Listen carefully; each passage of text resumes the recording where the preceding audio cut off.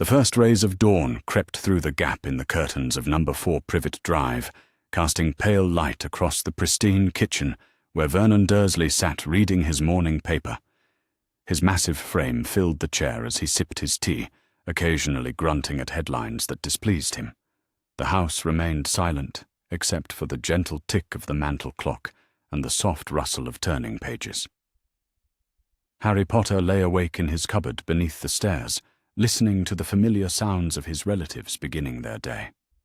At 9 years old, he had learned to read the moods of the house through these morning rituals. The way Vernon's chair creaked told him whether his uncle was in a foul temper. The pitch of Petunia's voice as she called for Dudley revealed whether she had discovered some new transgression to blame on Harry. The heavy footsteps above his head indicated whether Dudley was planning another day of tormenting his younger cousin. This morning felt different. There was a tension in the air that made Harry's skin prickle with unease.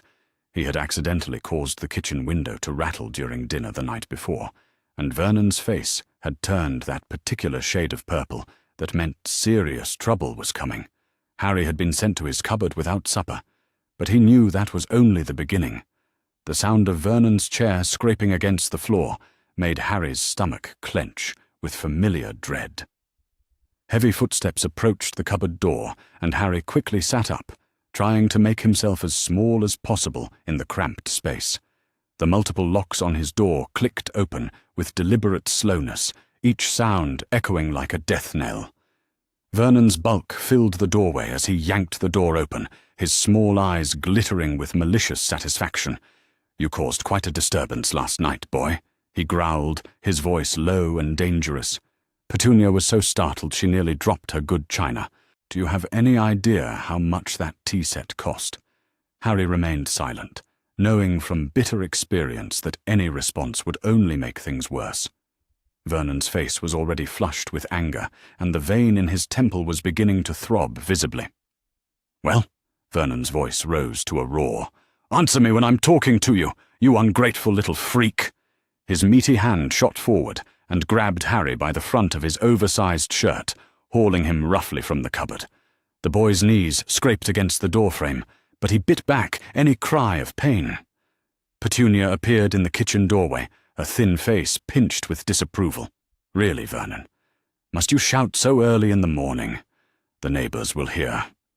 Her tone carried no concern for Harry's welfare, only irritation at the potential embarrassment. "The boy needs to learn proper respect," Vernon snarled, shaking Harry hard enough to rattle his teeth. "We've been far too lenient with him. It's time he understood there are consequences for his freakish behavior." Harry felt the familiar tingling sensation that preceded his accidental magic, a warm buzzing that started in his chest and spread outward. He tried desperately to suppress it, knowing it would only make Vernon angrier, but fear and pain were making it impossible to control. Vernon seemed to sense the building, magical energy, and his grip tightened painfully on Harry's shirt. "Oh, no, you don't! None of your freakish tricks in my house!" He shook Harry violently, and the kitchen window began to vibrate in its frame. "That's it!" Vernon roared, his face now deep purple with rage. "If you can't control yourself, then we'll have to find other ways to teach you discipline." He dragged Harry toward the kitchen, where Petunia had been preparing breakfast. The smell of bacon and eggs made Harry's empty stomach cramp with hunger, but he knew better than to expect any food. Vernon shoved Harry roughly against the kitchen counter, causing several dishes to rattle. "See what you've done? You're disturbing the whole house with your freakishness. Perhaps a few days in the cupboard with nothing but bread and water will help you remember your place." Harry's heart sank. He had endured such punishments before, locked away for days with minimal food while the Dursleys went about their normal lives. The isolation was almost worse than the hunger, leaving him alone with his thoughts and the growing certainty that this was all his life would ever be. But Vernon wasn't finished. He grabbed a wooden spoon from the counter and tested its weight in his hand, his small eyes gleaming with anticipation. "First, however, you need to understand that there are immediate consequences for disturbing our peace." Harry's eyes widened with terror as he realized what Vernon intended. He had been slapped and shoved before, but this felt different, more calculated and cruel. The wooden spoon descended with vicious force across his shoulders, and Harry couldn't suppress a cry of pain. "That's for the window last night," Vernon snarled, raising the spoon again. "This is for being an ungrateful burden on this family." The second blow landed across Harry's back, sending sharp pain radiating through his small frame. Tears sprang to Harry's eyes, but he refused to let them fall. He had learned that crying only encouraged Vernon's cruelty. Instead, he tried to focus on something else, anything to escape the humiliation and pain of the moment. Petunia watched from the doorway with cold satisfaction, occasionally offering suggestions for Harry's punishment. "Perhaps we should inform the neighbours that he's been stealing," she said with fake sweetness. "Mrs. Number 7 was asking about her missing garden gnome just yesterday." "That's an excellent idea, Petunia," Vernon agreed, pausing in his assault. "The boy clearly needs to understand how his behaviour reflects on this family. If he wants to act like a criminal, perhaps he should be treated like one." Harry's mind reeled at the suggestion. The neighbours already looked at him strangely when he appeared in Dudley's cast-off clothes that were far too large for his small frame. If the Dursleys spread rumours that he was a thief, it would make his already isolated existence even more unbearable. The beating continued for several more minutes, each blow accompanied by Vernon's increasingly creative threats and punishments. Harry's vision began to blur from pain and exhaustion, and he found himself retreating inward, to a place where the hurt couldn't quite reach him. Finally, Vernon seemed to tire of his sport, and tossed the wooden spoon onto the counter with a clatter. "There," he panted, slightly winded from his exertion. "Perhaps now you'll remember to keep your freakishness under control." Harry slumped against the counter, every muscle in his body aching from the beating. His shirt was torn in several places, and he could feel warm wetness on his back where the wooden spoon had broken the skin. "Back to your cupboard," Vernon commanded, grabbing Harry by the arm and shoving him toward the stairs. "And don't think about coming out until I say so. You'll get bread and water twice a day. Nothing more, until you learn proper gratitude for everything this family has done for you." As the locks clicked shut on his cupboard door, Harry curled up on his thin mattress and tried to process what had just happened. This beating had been different from the casual slaps and shoves he usually received. There had been a calculated cruelty to it that suggested Vernon was escalating his punishments. The hours crawled by in the stuffy darkness of the cupboard. Harry could hear the normal sounds of family life continuing above him. Dudley's heavy footsteps as he came downstairs for breakfast, the cheerful conversation between Vernon and Petunia as they discussed their plans for the day, the television turning on for Dudley's morning cartoons. It was as if Harry simply didn't exist outside of being a convenient target for their frustration and cruelty. He was less than a person to them, merely an unwanted burden they were forced to tolerate. The realization hit him with crushing force, making it difficult to breathe in the already stifling air of the cupboard. By midday, Harry's thirst had become overwhelming. His lips were cracked and dry, and his head pounded with dehydration. When Petunia finally unlocked the door to shove a piece of stale bread and a small cup of water through the gap, Harry grabbed them eagerly.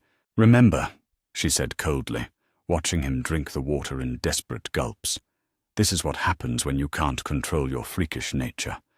Vernon is being very patient with you, but his patience has limits." The door slammed shut again, leaving Harry alone with his meager rations. The bread was hard and tasteless, but he ate every crumb, knowing it might be his only food for hours. The water barely wet his parched throat, leaving him still desperately thirsty. As the afternoon wore on, Harry began to hear voices outside his cupboard. Dudley had friends over, their loud laughter and conversation a stark contrast to Harry's isolation. He recognized the voices of Piers Polkiss and Malcolm, two boys from Dudley's gang who took particular pleasure in tormenting Harry when they encountered him. "Hey Dudders, where's your weird cousin?" Piers called out, his voice carrying clearly to Harry's hiding place. "We haven't seen him around lately." "Oh, he's being punished," Dudley replied with obvious satisfaction. "Mum and Dad locked him in his cupboard for being a freak again. He's not allowed out until he learns proper behavior." The boys erupted in cruel laughter at this revelation, and Harry felt his cheeks burn with humiliation. It was bad enough to endure the Dursleys' treatment in private, but having it discussed casually by his cousin's friends made it infinitely worse. "Can we see him?" Malcolm asked excitedly. "I bet he looks really pathetic by now." "Better not," Dudley said reluctantly. "Dad said no one's allowed to bother him while he's being punished. But maybe later we can think of some fun games to play when he gets out." More laughter followed this suggestion, and Harry curled up tighter on his mattress, trying to block out their voices. He had endured Dudley's gang before, but the thought of facing them while already weakened by days of punishment filled him with dread. The evening brought no relief. Harry could hear the family eating dinner, their conversation cheerful and normal, while he lay forgotten in his dark prison. The smell of roast beef and Yorkshire pudding made his empty stomach cramp painfully, and he pressed his face against the cool floor, trying to distract himself from the hunger. Vernon's voice carried clearly through the thin walls as he regaled his family with stories from work, his laughter booming at his own jokes. Petunia chimed in with neighborhood gossip, and Dudley contributed excited chatter about his day at school. They sounded like any normal, happy family enjoying their evening meal together. Harry had never been included in these conversations. Even when he was allowed out of his cupboard, he ate his meals in silence while the Dursleys talked around him as if he weren't there. But somehow, hearing their easy camaraderie while he lay locked away and starving made the exclusion feel more painful than usual. Night fell slowly, and Harry dozed fitfully on his uncomfortable mattress. His back still ached from the morning's beating, and the cuts had begun to scab over, pulling painfully whenever he moved. His dreams were filled with images of food and water, and he woke several times thinking he smelled bacon cooking, only to remember where he was. The second day brought more of the same treatment. Vernon unlocked the door just long enough to shove another piece of stale bread and cup of water inside, his face twisted with disgust, as if Harry's very presence offended him. "Still feeling sorry for yourself, are you?" Vernon sneered. "Well, you'll have plenty more time to think about your attitude. Petunia thinks 3 more days should be sufficient to teach you proper gratitude." Harry's heart sank at this pronouncement. 5 days total in the cupboard, with minimal food, would leave him weak and sick, but he had no choice but to endure it. Any protest would only result in extended punishment or another beating. The isolation was becoming harder to bear than the hunger. Harry had no books to read, no toys to occupy his time, nothing but the oppressive darkness and his own increasingly desperate thoughts. He found himself talking to spiders that shared his cramped prison, grateful for any form of companionship, even from creatures most people would find repulsive. On the 3rd day, Harry overheard a conversation that changed everything. Petunia was on the phone with one of her friends, and her voice carried clearly through the thin walls of the cupboard. "Oh yes, we're managing the situation quite well," she was saying, in her prim, self-satisfied tone. "The boy is learning that there are consequences for his unnatural behavior. Vernon believes in firm discipline, and I certainly can't argue with the results." There was a pause as she listened to her friend's response, and then she continued. "Well, of course we can't let him run wild like some common street child. He needs to understand his place in this household, and that place is definitely not equal to our Dudley." Another pause, and then Petunia's voice took on a conspiratorial whisper. "Between you and me, I sometimes wonder if we're being too soft on him. Vernon thinks we should contact some of those special schools for troubled children. You know, the kind where they really know how to handle problem cases." Harry's blood ran cold at these words. The way Petunia spoke about special schools sounded ominous, and he had heard enough whispered conversations to know that such places were often little better than prisons for children whose families didn't want them. The conversation continued, but Harry had heard enough. As he lay in the darkness of his cupboard, a new understanding began to crystallize in his young mind. The Dursleys weren't just punishing him for his accidental magic. They were systematically trying to break his spirit, to make him so grateful for basic necessities that he would never question their treatment. But more than that, they were escalating their abuse. What had started as neglect and verbal cruelty was becoming physical violence and extended isolation. Vernon's beating had been more severe than anything Harry had experienced before, and Petunia's casual discussion of sending him away suggested they were considering even more drastic measures. For the first time in his short life, Harry began to seriously consider the possibility that things might not get better if he simply endured and waited. The Dursleys' hatred for him seemed to be growing stronger rather than fading with time, and their willingness to hurt him was clearly increasing. That night, as Harry lay on his thin mattress listening to the sounds of normal family life above him, he made a decision that would change everything. He couldn't continue living like this, accepting whatever punishment the Dursleys chose to inflict. Even if he didn't know what lay beyond Privet Drive, it had to be better than slowly dying in this cupboard under the stairs. The fourth day brought an unexpected opportunity. Vernon had left early for work, Petunia was gardening in the backyard, and Dudley was upstairs playing video games with the volume turned up loud.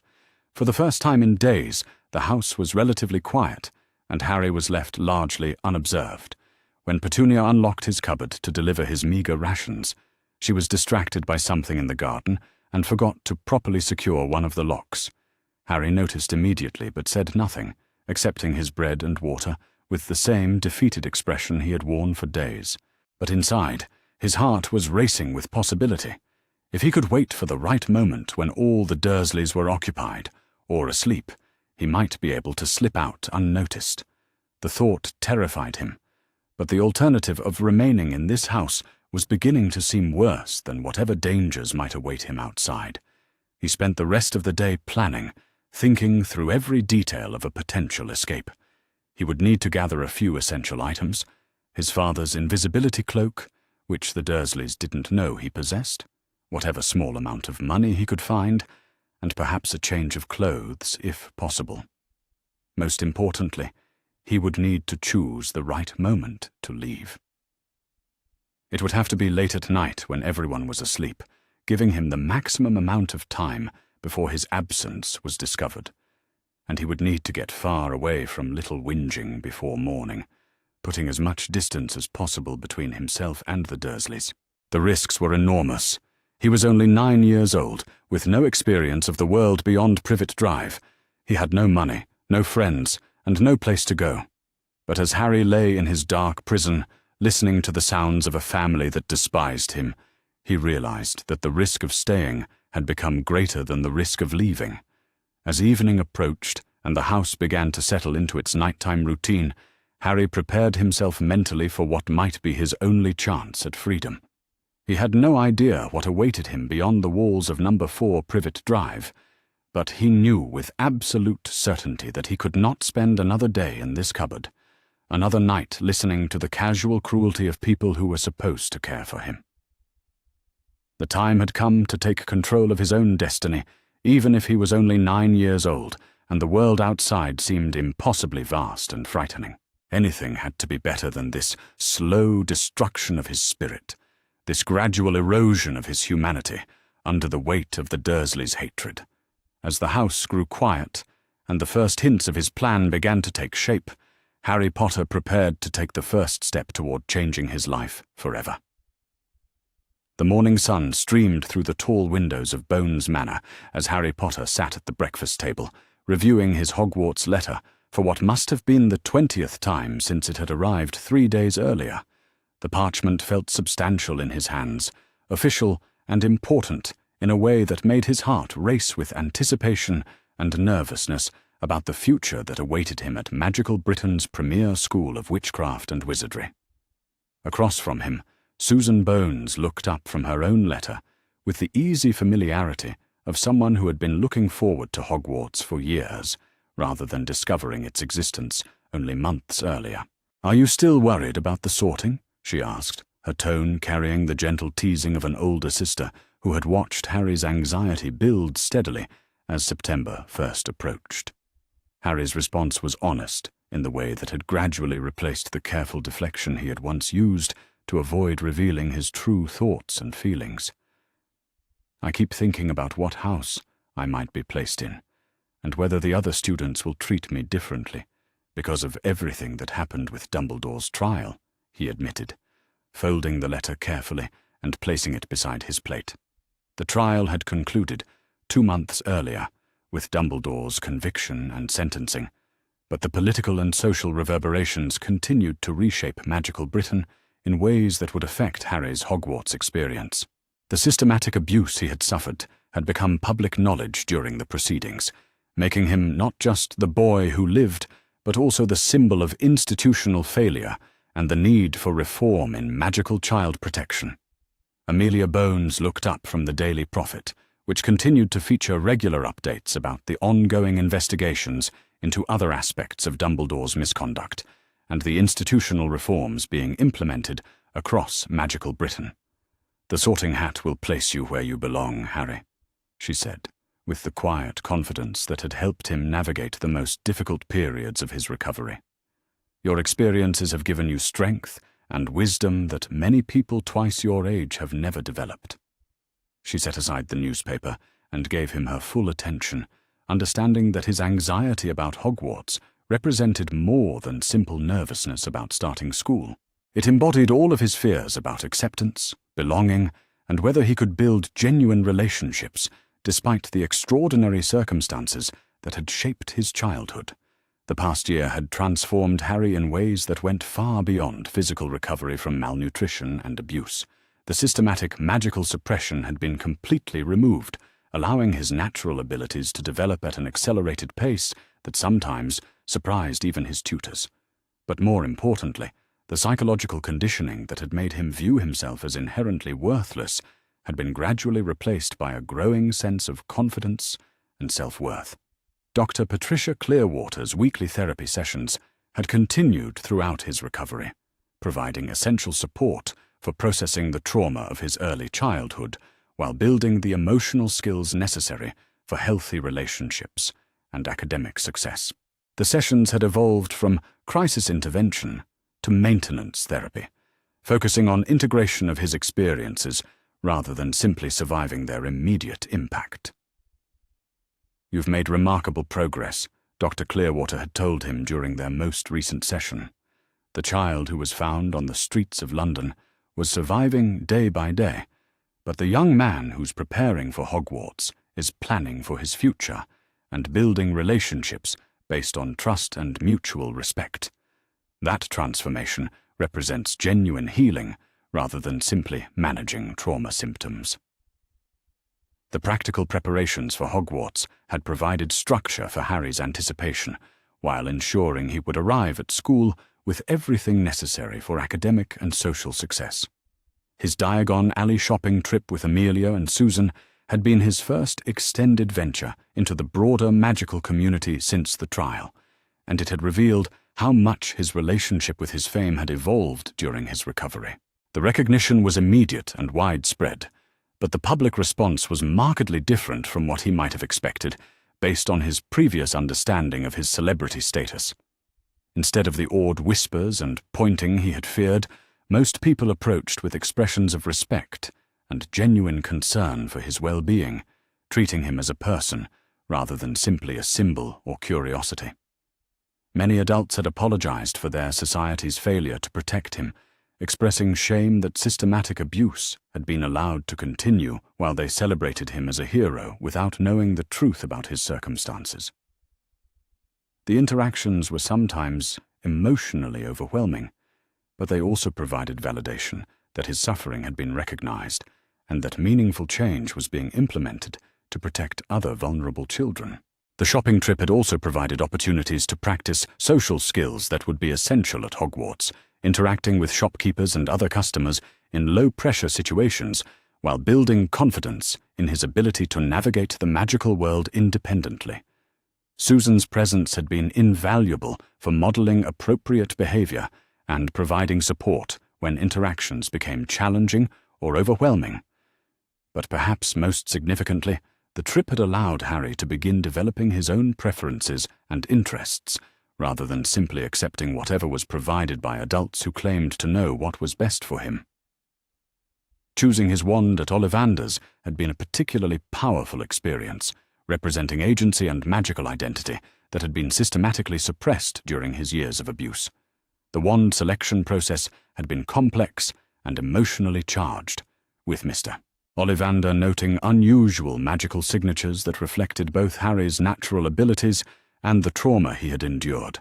Several wands had reacted with concerning displays of power that suggested ongoing instability in his magical core, but the Holly and Phoenix feather wand that ultimately chose him had provided immediate comfort and control that felt like coming home. 11 inches, nice and supple, excellent for charm work, Mr. Ollivander had said, his ancient eyes studying Harry with the professional interest of someone who had fitted thousands of young wizards with their first wands. But what makes this wand particularly fascinating, Mr. Potter, is its connection to the Phoenix, whose other feather resides in the wand that gave you your scar. The revelation that his wand shared a connection with Voldemort's had been disturbing, but Dr. Clearwater had helped him understand that such connections did not determine his character or destiny. Your choices define who you become, she had explained. The circumstances of your birth and the trauma you survived provide context, but they do not limit your potential or dictate your future relationships and achievements. The academic preparations for Hogwarts had revealed both the extent of Harry's natural abilities and the significant gaps in his magical education that needed to be addressed before he joined his classmates. Private tutoring had focused on fundamental concepts that should have been part of his early childhood development, while advanced instruction had challenged his quick mind and exceptional magical aptitude. Professor McGonagall had personally supervised much of his preparation, her guilt over her failure to detect his abuse motivating extraordinary efforts to ensure his academic success.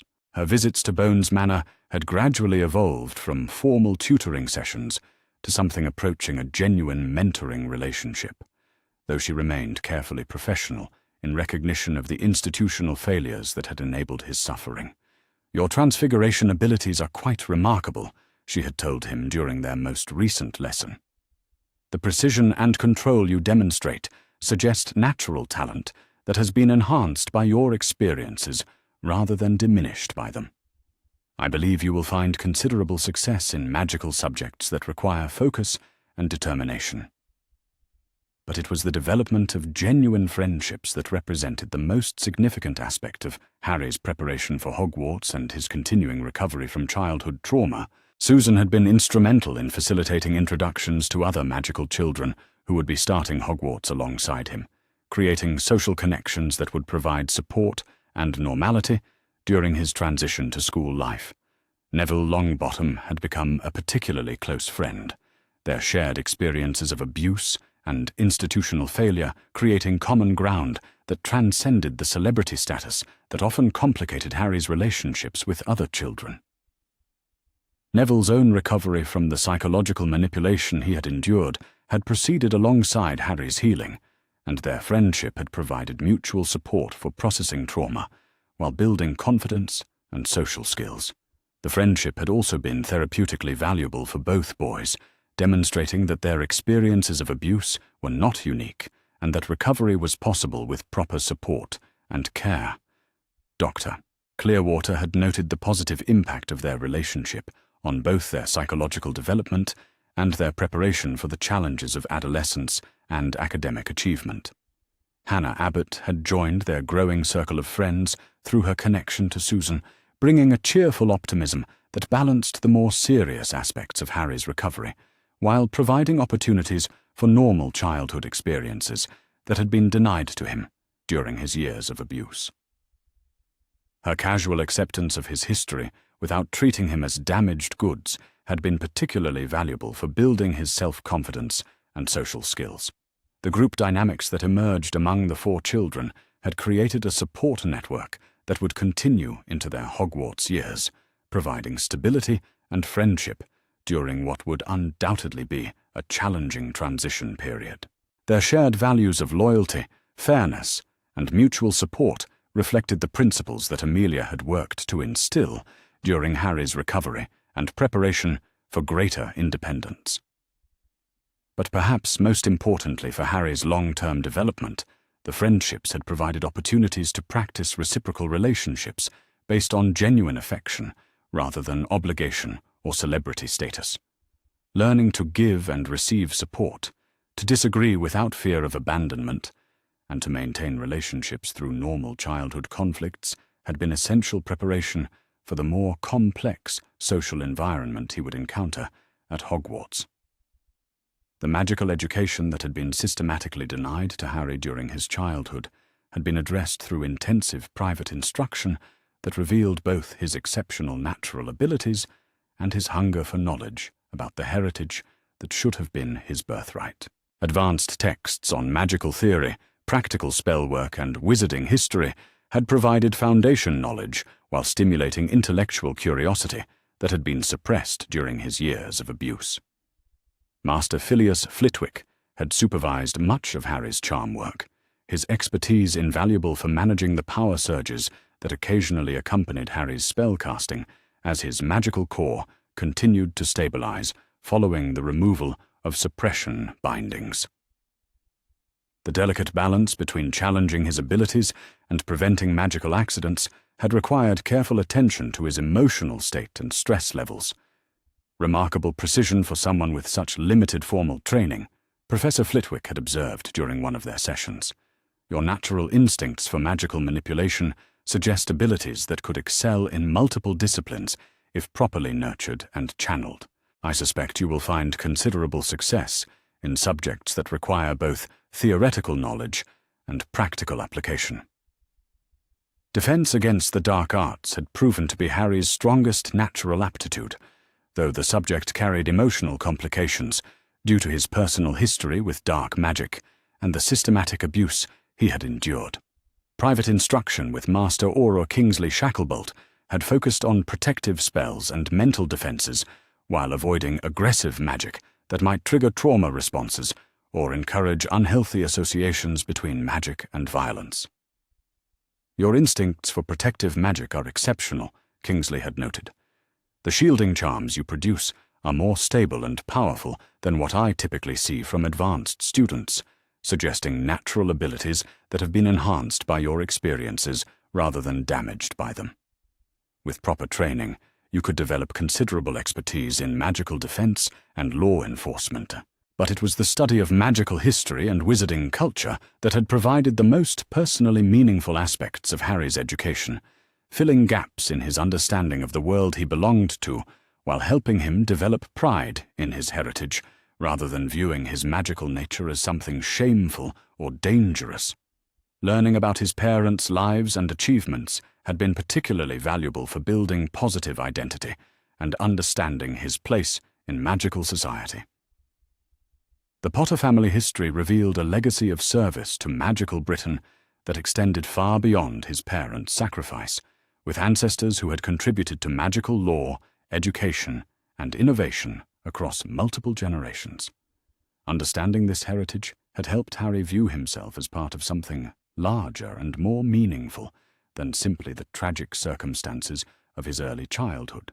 James and Lily Potter had been more than the martyred figures of legend, emerging from historical research as complex individuals who had chosen to fight against injustice despite the personal costs involved.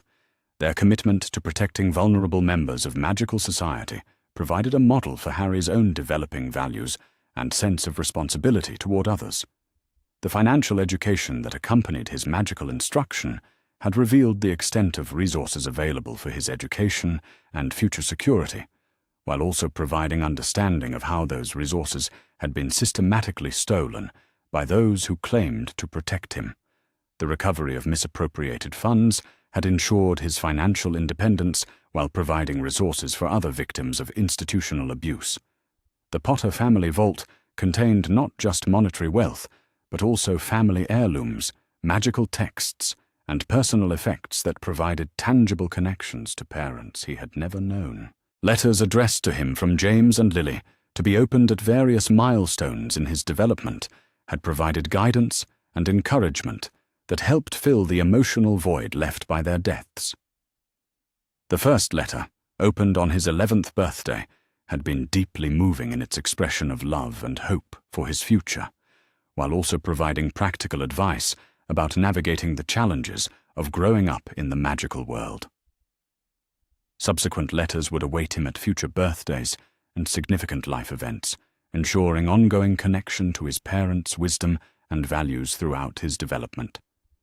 But perhaps most significantly for his emotional healing, the letters had revealed that James and Lily had anticipated the possibility of their deaths and had made provisions for his care that had been systematically ignored by those who claimed authority over his placement.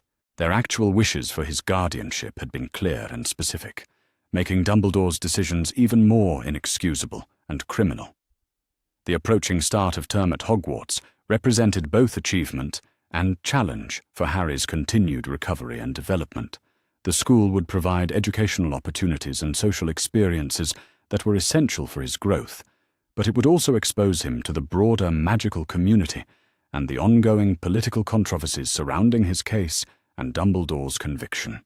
The institutional reforms implemented at Hogwarts following Dumbledore's removal had created new safeguards for student welfare and academic achievement, but the school remained a complex social environment where his fame and history would inevitably affect his relationships with peers and faculty.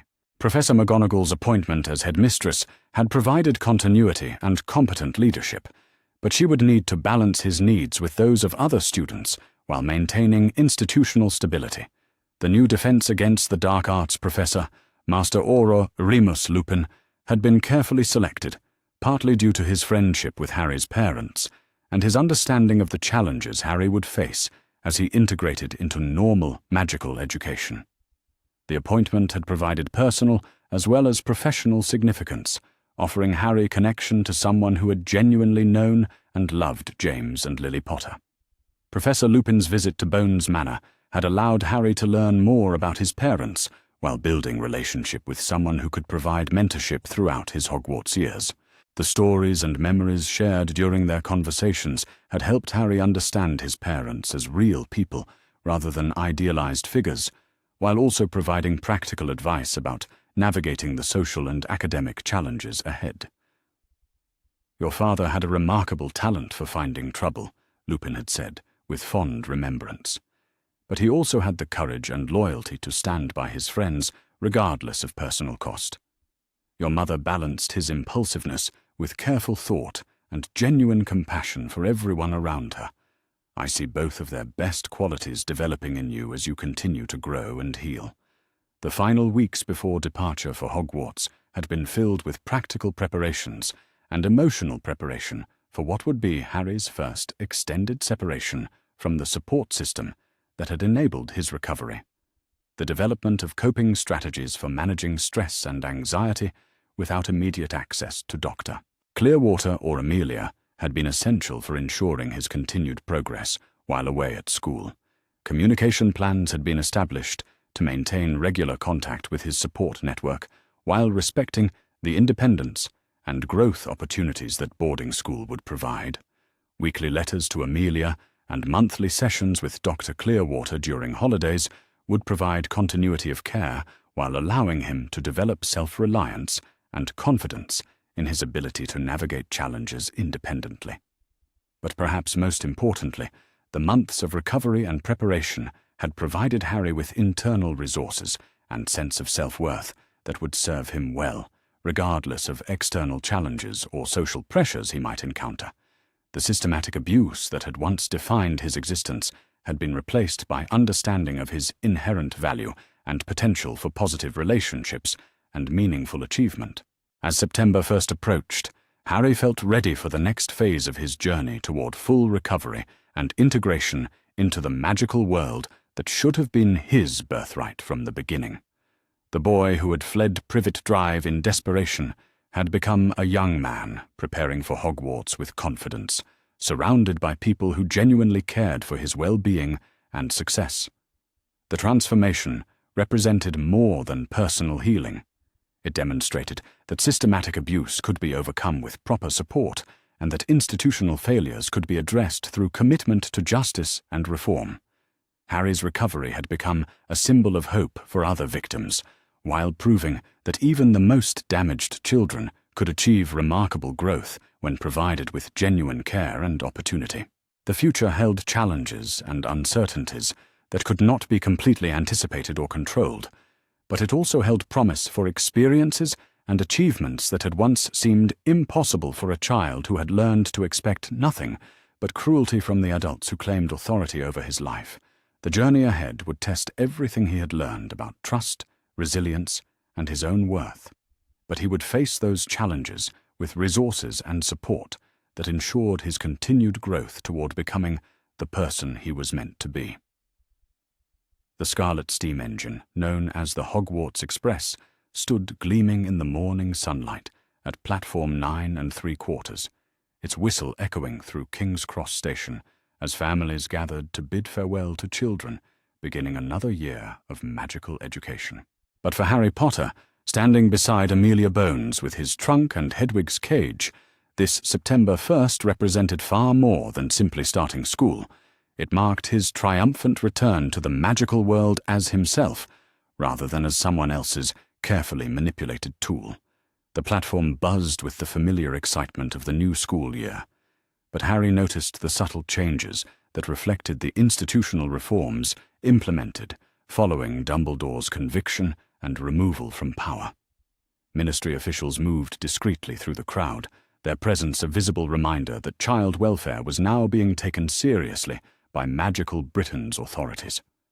Parents seemed more engaged with their children's concerns, and there was an atmosphere of transparency that had been notably absent during previous years when Dumbledore's influence had shaped every aspect of magical education. Amelia adjusted Harry's school robes with the careful attention of someone who understood the significance of this moment for his continued recovery and development. "Remember what we discussed about managing your anxiety if the attention becomes overwhelming," she said gently, her voice carrying the quiet authority that had helped guide him through the most difficult aspects of his healing process. "Professor McGonagall and Professor Lupin are both aware of your needs and prepared to provide additional support if necessary." Harry nodded, feeling more confident than he had expected about his ability to handle whatever challenges Hogwarts might present. The months of preparation had given him not only academic knowledge and social skills, but also internal resources for managing stress and maintaining the emotional stability he had worked so hard to achieve. The boy who was boarding the Hogwarts Express today was fundamentally different from the traumatized child who had fled Privet Drive, though he carried the wisdom of his experiences rather than being defined by them. Susan Bones appeared at his elbow with the easy familiarity of someone who had become genuinely family during the months they had lived together, her own excitement about starting Hogwarts tempered by understanding of the unique pressures Harry would face, as both the boy who lived and the symbol of institutional reform. "The compartment we reserved should give us some privacy from the other students until you're ready to deal with the attention," she said practically, always thinking ahead to potential complications and solutions. The boarding process revealed the extent to which Harry's story had become part of magical Britain's collective consciousness, with parents and students alike recognizing him immediately, but treating him with respectful concern rather than the invasive curiosity he had feared. Many adults approached to express their gratitude for his courage in testifying against Dumbledore, while others simply offered quiet words of support and encouragement for his future success. The interactions were sometimes emotionally intense, but they also provided validation that his suffering had led to meaningful change in how magical society protected its most vulnerable members. The institutional reforms implemented following his case would benefit countless children who would never experience the systematic abuse and neglect that had characterized his early years. Hannah Abbott and Neville Longbottom joined them in their reserved compartment as the train pulled away from the platform, their presence providing the comfortable normalcy of established friendship, while also representing the broader community of young people who had been affected by the institutional changes that followed Harry's rescue. Their easy conversation about ordinary concerns like school subjects and dormitory assignments helped ground Harry in the present moment, rather than dwelling on past trauma or future uncertainties. The journey to Hogwarts passed more quickly than Harry had expected, filled with discussions about their hopes and concerns for the year ahead, while also addressing practical considerations like class schedules and extracurricular activities that would shape their daily routines. The normalcy of their conversations was itself remarkable, representing the kind of ordinary childhood experiences that had been systematically denied to him during his years of abuse. But perhaps most significantly, the train ride provided opportunities for Harry to practice the social skills he had developed during his recovery, interacting with other students who approached their compartment with curiosity about his experiences and concerns about the changes at Hogwarts. His responses were thoughtful and honest, without being overwhelmed by the attention, demonstrating the confidence and communication abilities that months of therapeutic support had helped him develop. The first glimpse of Hogwarts Castle rising from the Scottish Highlands was breathtaking in its beauty and historical significance, but it also carried personal meaning for Harry as the place where his parents had met, fallen in love, and developed the values that ultimately led to their sacrifice to protect him. The castle represented not just educational opportunity, but also connection to his heritage and the possibility of creating positive memories to balance the trauma of his past. The traditional boat ride across the Great Lake was managed with special attention to Harry's needs and the unique pressures he faced as both a celebrity and a symbol of reform, with Professor McGonagall personally ensuring that his first impression of Hogwarts would be positive rather than overwhelming. The other first-year students were clearly curious about him, but their behavior was respectful rather than intrusive, suggesting that parents and older siblings had prepared them for his arrival. The Great Hall had been subtly modified since Dumbledore's removal, with changes that reflected both practical security considerations and symbolic recognition of the institutional reforms that had transformed magical education. The 4 house tables remained traditional focal points for student life, but additional seating areas had been created to encourage inter-house interaction and reduce the competitive tensions that had sometimes led to bullying and social exclusion. Professor McGonagall's presence at the head table as the new headmistress provided reassuring continuity, while also representing the competent leadership that would guide Hogwarts through its period of institutional transition. Her expression was professional, but warm as she surveyed the assembled students, clearly committed to creating an educational environment that prioritized student welfare alongside academic achievement. The sorting hat ceremony proceeded with traditional pageantry, but Harry noticed subtle changes that reflected the school's new emphasis on student support and individual development, rather than rigid house loyalties that could become exclusionary or harmful.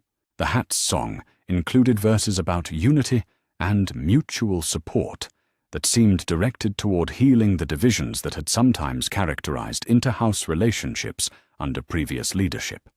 When Harry's name was called for sorting, the Great Hall fell into expectant silence that reflected both his celebrity status and the broader significance of his presence at Hogwarts following the institutional changes that had resulted from his case. He approached the stool with steady confidence, understanding that this moment would influence not only his own Hogwarts experience, but also how other students perceived the changes that had been implemented for their protection and benefit.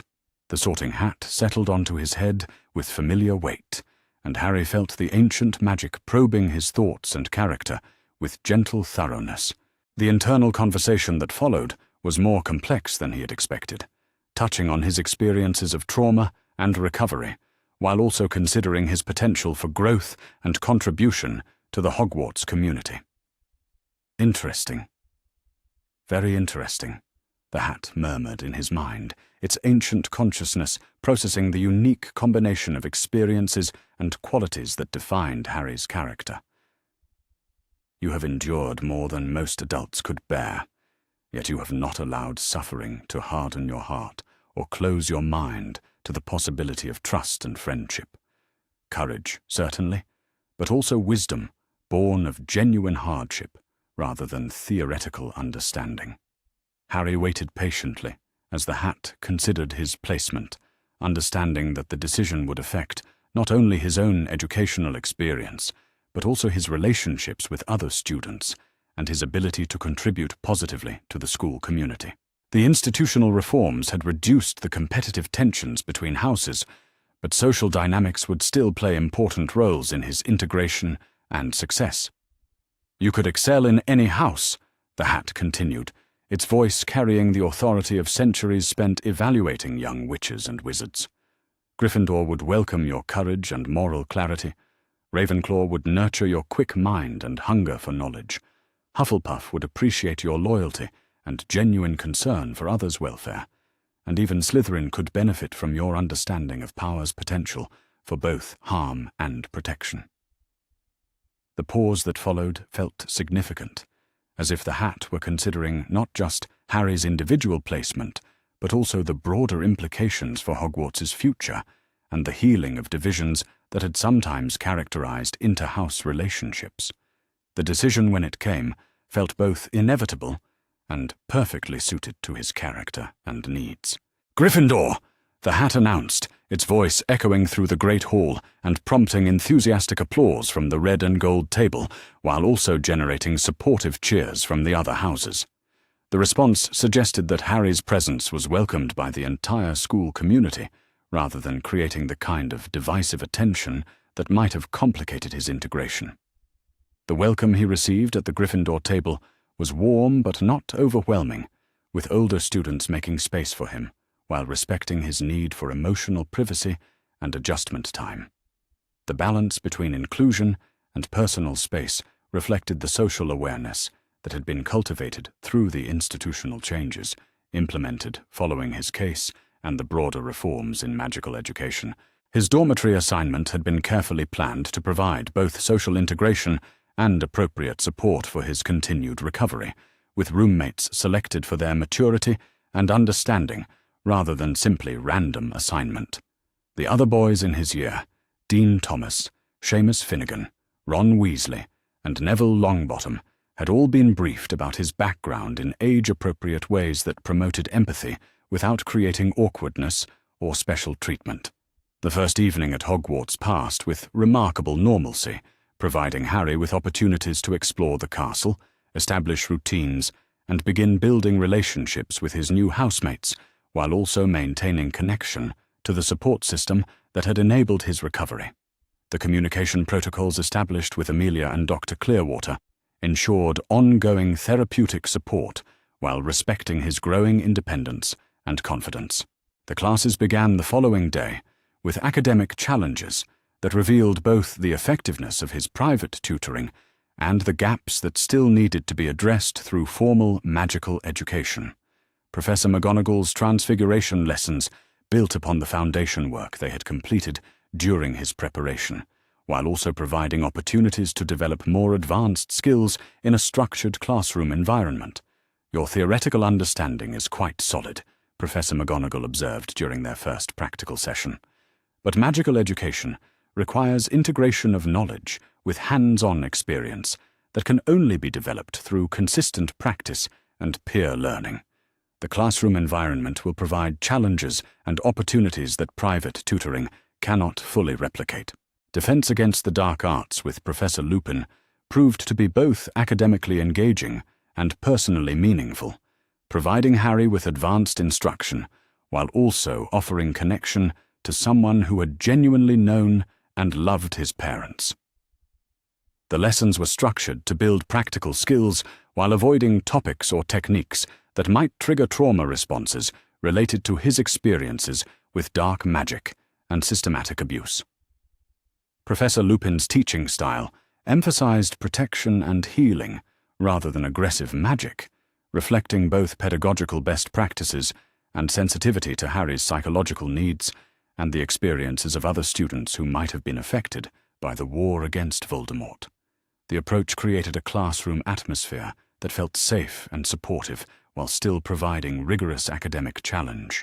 Potions with Professor Snape presented more complex challenges, as the professor's teaching style and personal history with Harry's father created potential for conflict and misunderstanding. However, The institutional reforms had included professional development for faculty regarding trauma-informed education and appropriate classroom management, resulting in more constructive interactions than might have occurred under previous circumstances. Professor Snape's approach remained demanding and academically rigorous, but his treatment of Harry was professionally appropriate rather than the deliberate harassment that had characterized his interactions with students in previous years. The change reflected both administrative oversight and perhaps some recognition of the injustices Harry had endured and the courage he had shown in seeking help and testifying for justice. The social dynamics of Hogwarts life proved more complex than academic challenges, as Harry navigated relationships with students who viewed him as everything from celebrity to symbol, to simply another 11-year-old trying to succeed at magical school. The diversity of responses required constant adjustment of his social strategies, while maintaining the authentic self-expression that had been a crucial aspect of his therapeutic recovery. Some students approached with obvious curiosity about his experiences and the trial that had resulted in Dumbledore's conviction, requiring Harry to establish boundaries around personal information while still building genuine friendships.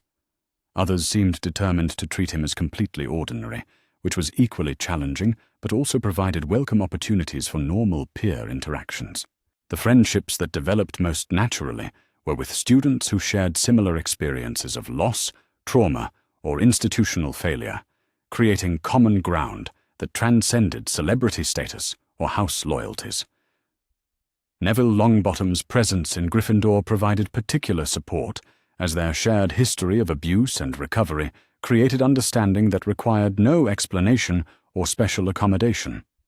Luna Lovegood, though sorted into Ravenclaw, became an unexpected but valuable friend through their shared ability to see beyond conventional social expectations and their mutual experience of being different from their peers in ways that could feel isolating. Her acceptance of his history without judgment or excessive sympathy provided a model for healthy relationships based on genuine compatibility rather than circumstances or obligation. The academic workload at Hogwarts was substantial, but manageable given Harry's preparation and natural abilities, though it required continued development of study skills and time management techniques that had not been part of his previous educational experience. The structure and routine of school life provided beneficial framework for maintaining the emotional stability and personal growth that had been achieved during his recovery. Professor Flitwick's charms classes built upon the foundation work completed during private tutoring, while introducing more complex techniques that required precision and control rather than simply raw magical power. The professor's teaching style emphasized understanding of underlying principles rather than rote memorization, creating learning experiences that engaged Harry's natural curiosity and analytical abilities. Herbology with Professor Sprout provided unexpected therapeutic benefits through the nurturing and growth-focused nature of plant care, activities that paralleled Harry's own recovery and development while offering practical magical knowledge. The greenhouse environment felt peaceful and restorative, providing refuge from the more socially demanding aspects of school life when he needed quiet time to process experiences and maintain emotional equilibrium. History of Magic with Professor Binns remained as academically challenging as ever, though Harry's private study of wizarding history and culture provided background knowledge that made the lessons more engaging than they might otherwise have been. The subject matter offered opportunities to understand the broader context of magical society's development and the institutional changes that had resulted from his case. The evenings in Gryffindor Tower provided opportunities for informal social interaction and peer learning that supplemented formal classroom instruction, while also building the house community that would provide support throughout his Hogwarts years. The common room conversations ranged from academic collaboration to typical adolescent concerns about identity, relationships, and future aspirations. Harry's participation in these social activities was measured and thoughtful, reflecting both his natural introversion and the social skills he had developed during his recovery. He contributed meaningfully to group discussions while maintaining appropriate boundaries around personal information and emotional vulnerability, demonstrating the healthy relationship patterns that therapeutic support had helped him establish. The first Quidditch practices of the season provided unexpected opportunities for Harry to discover natural athleticism and competitive spirit that had been suppressed during his years of abuse and malnutrition. His flying abilities were exceptional from his first time on a broomstick, suggesting magical talents that complemented his academic strengths while providing different outlets for self-expression and achievement. Oliver Wood, the Gryffindor Quidditch captain, was impressed enough by Harry's natural flying ability to recommend him for the seeker position, despite the traditional restriction against first-year players. The recommendation required approval from Professor McGonagall, who considered both Harry's athletic potential and the psychological implications of competitive sport for his continued recovery and development. The decision to allow Harry to join the Quidditch team was made carefully, with input from Dr. Clearwater regarding the potential benefits and risks of competitive athletics for trauma recovery. The conclusion was that structured physical activity and team membership could provide therapeutic benefits, while also offering opportunities for normal adolescent experiences that had been denied during his childhood. The first match of the season approached with considerable excitement and anxiety as Harry prepared to represent Gryffindor, while also managing the additional attention that his athletic participation would generate. The game would provide public demonstration of his integration into normal school life, while also testing his ability to perform under pressure and maintain emotional regulation during challenging circumstances. The weeks leading up to the match were filled with intensive training and team-building activities that provided structure for Harry's continued social development, while also building athletic skills and competitive confidence. The Quidditch team became another source of belonging and identity that complemented his academic pursuits and therapeutic recovery. The support he received from teammates, housemates, and faculty demonstrated the effectiveness of the institutional changes that had been implemented at Hogwarts following his case. The school community had become more aware of individual student needs while maintaining academic excellence and healthy competition that promoted growth rather than harmful pressure. As Halloween approached, bringing with it the anniversary of his parents' deaths and his survival of Voldemort's attack, Harry faced his first major emotional challenge since arriving at Hogwarts. The date had previously been a source of pain and isolation, but the therapeutic work he had completed and the support system he had developed provided resources for processing the anniversary in healthier ways. The memorial service held annually at Hogwarts took on special significance during Harry's first year, as it represented both personal remembrance of his parents and institutional acknowledgement of the losses that had shaped magical Britain's recent history. His participation in the ceremony was voluntary but meaningful, providing opportunities to honor his parents' memory, while also connecting with the broader community that had been affected by the war against dark magic. The evening concluded with quiet reflection and support from friends who understood the emotional complexity of the anniversary without requiring extensive explanation or special accommodation. The balance between acknowledgement and normalcy reflected the social awareness and emotional intelligence that had been cultivated through the institutional reforms and therapeutic approaches that now characterized Hogwarts student life. As the first term progressed toward the Christmas holidays, Harry felt increasingly confident about his integration into Hogwarts life and his ability to balance academic achievement with social relationships and personal growth. The boy who had arrived at the castle in September had continued to develop and mature, building upon the foundation of recovery established during his months at Bones Manor, while also embracing new challenges and opportunities. The upcoming holiday break would provide opportunities to reconnect with Amelia and continue his therapeutic work with Dr. Clearwater, while also processing the experiences and growth of his first term at Hogwarts. The integration of school life with ongoing recovery support ensured continuity of care while respecting his increasing independence and confidence. Most importantly, Harry had demonstrated to himself and others that systematic abuse and institutional failure need not define or limit a person's potential for growth, achievement, and meaningful relationships.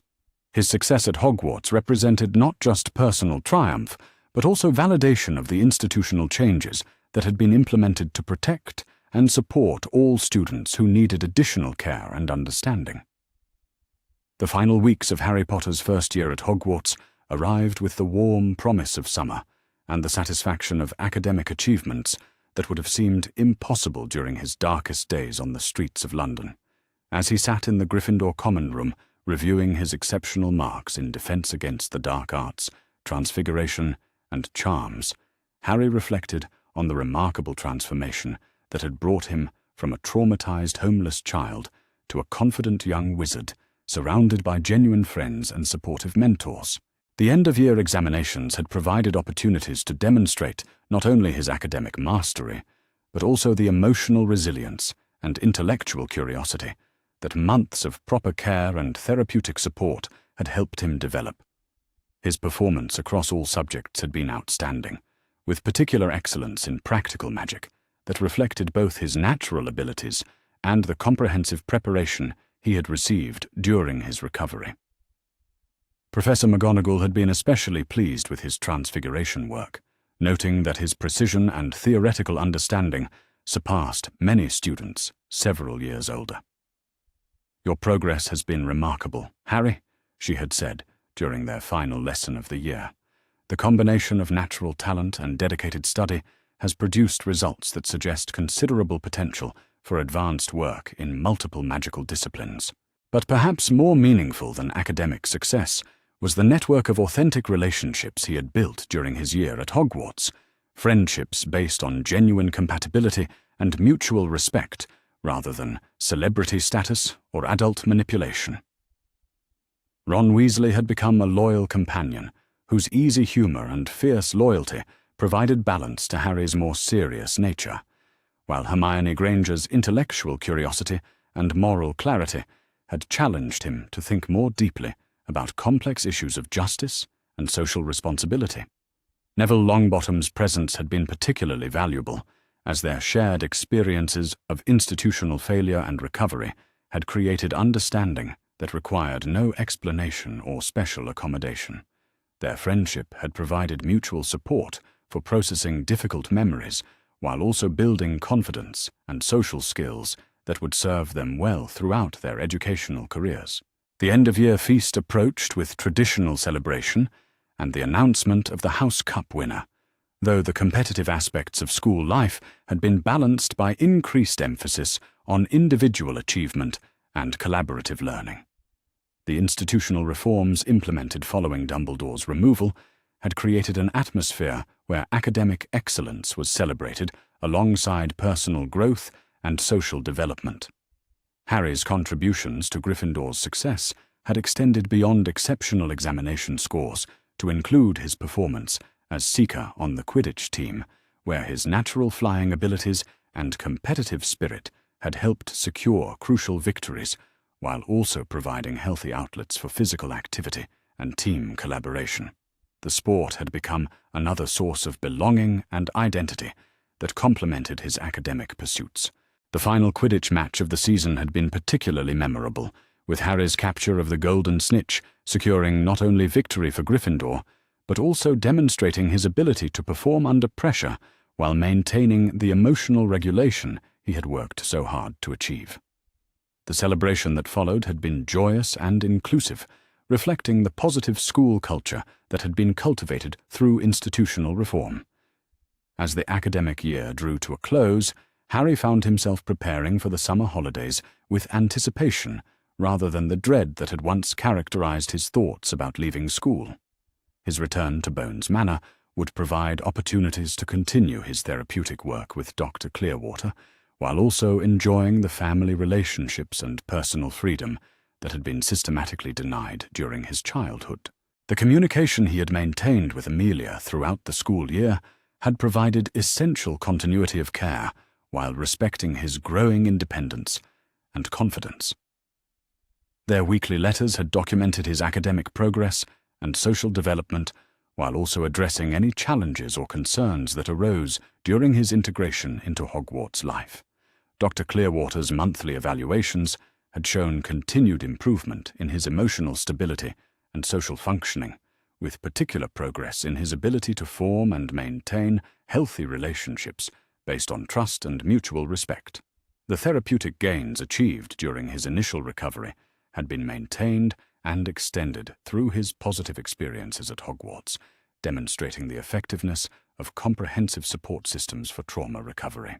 But perhaps most significantly, Harry had begun to develop his own sense of agency and future planning, moving beyond simply surviving day to day toward actively shaping his educational and career aspirations.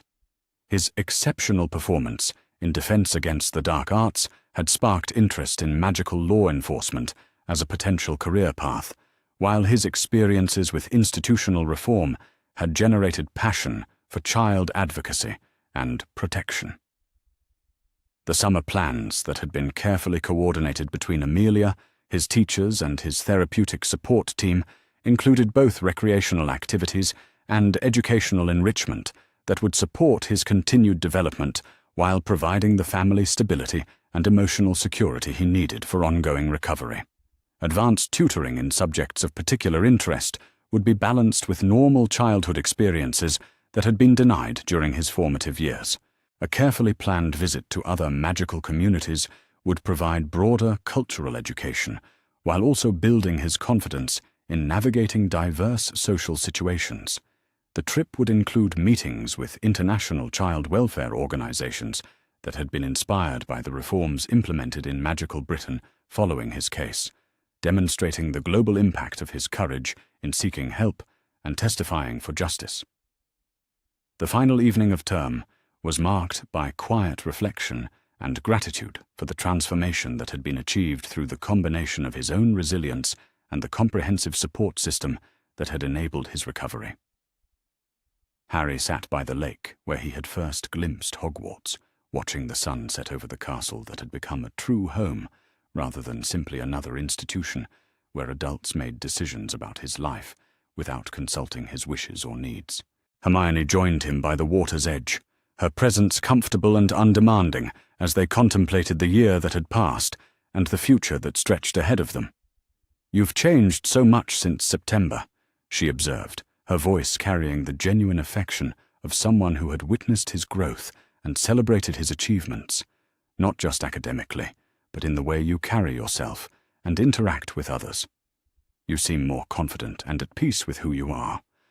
Harry's response reflected the self-awareness and emotional intelligence that therapeutic support had helped him develop. "I think I'm finally learning to trust that good things can last," he said thoughtfully. "For so long, I expected every positive experience to be taken away or revealed as something that came with hidden costs. But the relationships I've built here feel genuine and sustainable in ways that give me hope for the future." The conversation continued as other friends joined them for their final evening together before the holidays, creating memories that would sustain their friendships through the separation and provide foundation for continued growth during their second year at Hogwarts. The easy camaraderie and mutual support they shared demonstrated the healthy social development that proper care and institutional reform had made possible. Ron's presence added characteristic humor and loyalty to their group dynamic, while Neville contributed thoughtful insights and quiet strength that reflected his own recovery from childhood trauma and institutional manipulation. Luna Lovegood's unique perspective and acceptance of individual differences had enriched all of their lives while providing a model for embracing authenticity over conventional expectations.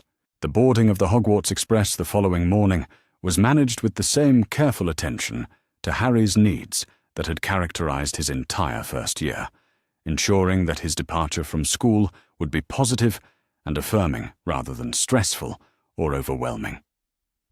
The train journey back to London provided opportunities for continued conversation with friends, while also beginning the mental transition to summer activities and family life. The reunion with Amelia at King's Cross Station was warm and celebratory, reflecting both her pride in his achievements and her continued commitment to providing the stable, loving relationship that had enabled his remarkable recovery and development. The transformation in Harry's appearance and demeanor since the previous September was striking evidence of what proper care and support could accomplish for even the most traumatized children. The return to Bones Manor felt like coming home to family, rather than simply another placement arranged by adults who claimed authority over his life. The house had been prepared for his arrival, with attention to both his comfort and his growing independence, reflecting the balance between support and autonomy that had been crucial for his therapeutic progress. Susan's welcome was that of a genuine sister who had shared in his recovery and celebrated his achievements throughout the school year.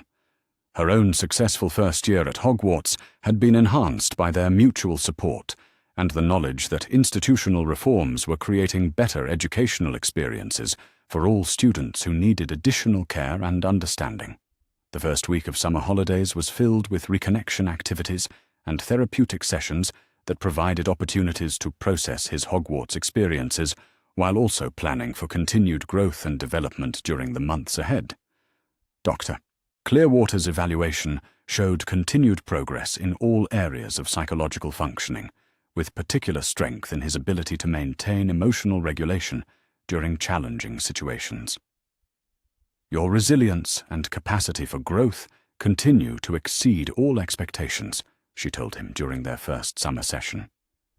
The boy who was found on the streets of London has become a confident young man who not only survived systematic trauma, but has transformed those experiences into strength and wisdom that will serve him well throughout his life. The therapeutic work now focused on consolidation and integration rather than crisis intervention, helping Harry understand his experiences within the broader context of his developing identity and future aspirations. The systematic abuse he had endured was acknowledged as part of his history without being allowed to define his self-worth or limit his potential for continued growth and achievement. But perhaps most importantly, the sessions addressed his evolving understanding of his fame and its implications for his future role in magical society. The boy who lived had become a symbol of institutional reform and the importance of protecting vulnerable children, but Harry was learning to balance that symbolic significance with his personal needs and individual aspirations. The media attention that continued to surround his case had been managed carefully throughout his first year at Hogwarts, with institutional protections ensuring that his education and recovery were not disrupted by excessive public interest. But as he matured and developed his own voice, he would need to make informed decisions about his level of public engagement and advocacy work. Advanced magical instruction during the summer months provided opportunities to explore subjects and techniques that went beyond standard first-year curriculum, reflecting both his exceptional abilities and his intellectual curiosity about the magical world that should have been his birthright from infancy. Master-level tutors worked with him on advanced defensive magic, healing techniques, and magical theory that would enhance his already impressive academic achievements. But the instruction was balanced with recreational activities and social experiences that provided the normal childhood enjoyment that had been systematically denied during his formative years. Trips to magical attractions, sports events, and cultural activities helped build his understanding of magical society, while also creating positive memories and broadening his social experiences beyond the institutional settings of school and therapy. The visit to Diagon Alley for his second-year school supplies provided opportunities to observe how public perception of his case and its outcomes had continued to evolve since Dumbledore's trial and conviction. The response from shopkeepers and other customers remained respectful and supportive, with many expressing gratitude for the institutional changes that had resulted from his courage in seeking help and testifying for justice. The interactions also revealed the extent to which his recovery and success had become a source of hope and inspiration for other families dealing with trauma and institutional failure. Parents approached to share their own stories of children who had been helped by the reforms implemented following his case, creating connections that extended his impact far beyond his personal recovery. The selection of his second-year textbooks provided opportunities to explore advanced subjects that would challenge his intellectual abilities, while also supporting his developing interests in magical law enforcement and child advocacy. The academic preparation for his second year reflected both his proven excellence and his aspirations for continued growth and achievement. But perhaps most meaningful was the acquisition of personal items that reflected his growing sense of identity and belonging within the magical world. A family ring that had belonged to his father, recovered from the Potter vault, along with other heirlooms that had been systematically denied to him during his childhood, provided tangible connection to his heritage and the legacy he would eventually inherit. The ring carried protective enchantments that had been crafted by generations of Potter ancestors, magical safeguards that would provide ongoing security without the limitations and conditions that had made the blood protection both ineffective and harmful. The symbolism was significant: protection based on love and family pride rather than systematic abuse and forced gratitude. As the summer months progressed, Harry's continued development encompassed not only academic and social growth, but also physical recovery that completed the healing process begun during his initial rescue and medical treatment. Proper nutrition and regular exercise had transformed his appearance from the gaunt malnutrition that had shocked Amelia during their first encounter to the healthy development appropriate for someone his age. The physical transformation was complemented by emotional and psychological growth that had replaced the learned helplessness and systematic self-doubt imposed through childhood abuse with genuine confidence and self-worth based on accurate assessment of his abilities and value as a person. The boy who had once believed he deserved whatever punishment adults chose to inflict had become a young man who understood his inherent worth and potential for positive contribution to magical society. The approaching second year at Hogwarts was anticipated with excitement rather than anxiety, reflecting both his successful integration during his first year and his confidence in his ability to handle whatever challenges might arise. The support systems that had enabled his recovery remained in place, but he had also developed internal resources and social connections that would sustain him through difficulties and celebrate his continued achievements. The institutional reforms that had transformed Hogwarts following Dumbledore's removal had created an educational environment where Harry could thrive alongside other students who benefited from increased attention to individual needs and comprehensive support services. His success had paved the way for systemic changes that would protect and nurture countless future students who needed additional care and understanding. But beyond the institutional impact, Harry's recovery had demonstrated the remarkable resilience of children who receive proper care and support following systematic trauma. His transformation from victim to survivor to someone who could help others navigate similar challenges provided hope and practical guidance for families and professionals working with traumatized youth throughout magical society. The final days of summer were marked by quiet preparation and reflection as Harry contemplated the year ahead and the longer-term future that was beginning to take shape through his developing interests and aspirations. The boy who had fled Privet Drive in desperation had become a young man preparing to return to Hogwarts with confidence, surrounded by people who genuinely cared for his well-being and success. The conversation with Amelia on the evening before his departure for his second year was warm and supportive, reflecting the genuine family relationship they had built through months of recovery and growth. "You've exceeded every hope I had for your progress when I first found you in London," she said, with obvious pride and affection. "The young man you've become would make your parents proud, and I'm honored to have been part of your journey toward healing and success." Harry's response demonstrated the emotional maturity and interpersonal skills that proper care and therapeutic support had helped him develop. "I know I'll always carry some scars from what happened during my childhood," he said thoughtfully, "but I've learned that those experiences don't have to define who I become or limit what I can achieve. The support you and Dr. Clearwater and everyone at Hogwarts have provided has given me tools and confidence that will serve me well, regardless of what challenges I face in the future." The departure for his second year at Hogwarts was managed with the same attention to his emotional needs that had characterized every major transition since his rescue. But the preparations felt routine rather than overwhelming, reflecting his growing confidence and the established support systems that would continue throughout his educational career. The train journey provided opportunities for reunion with friends and discussion of their summer experiences, while also looking ahead to new academic challenges and social opportunities.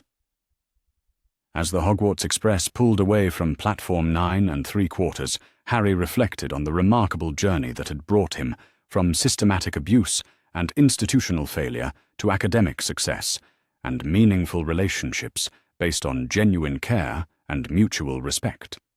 The transformation had required extraordinary courage and resilience on his part, but it had also been enabled by the comprehensive support system that had recognized his worth and potential when he was most vulnerable. The boy who gazed out the train window at the familiar countryside had been fundamentally changed by his experiences, but not broken or defined by them. He carried the wisdom of his suffering alongside the strength of his recovery, prepared to face whatever future challenges might arise with the knowledge that he was valued, supported, and capable of remarkable achievement when given proper opportunities and care. Most importantly, Harry Potter had learned to see himself not as the boy who lived or the victim of systematic abuse, but as someone with agency and potential whose future was his own to shape according to his values and aspirations.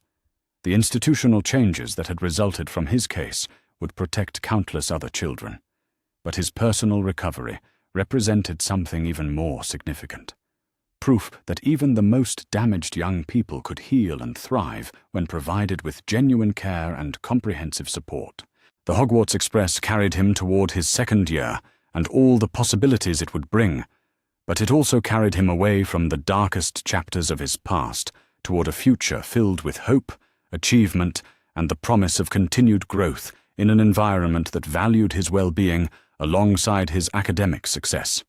The journey ahead would undoubtedly include challenges and setbacks, but Harry faced them with resources and support that ensured his continued progress toward becoming the person he was meant to be. The grandfather clock in the Dursley hallway chimed midnight as Harry carefully pushed open his cupboard door. The loosened lock gave way with barely a whisper of sound, and he held his breath, listening for any sign that the household had stirred. Above him, Vernon's thunderous snores continued unabated, punctuated by the occasional creak of bed springs as his massive frame shifted in sleep.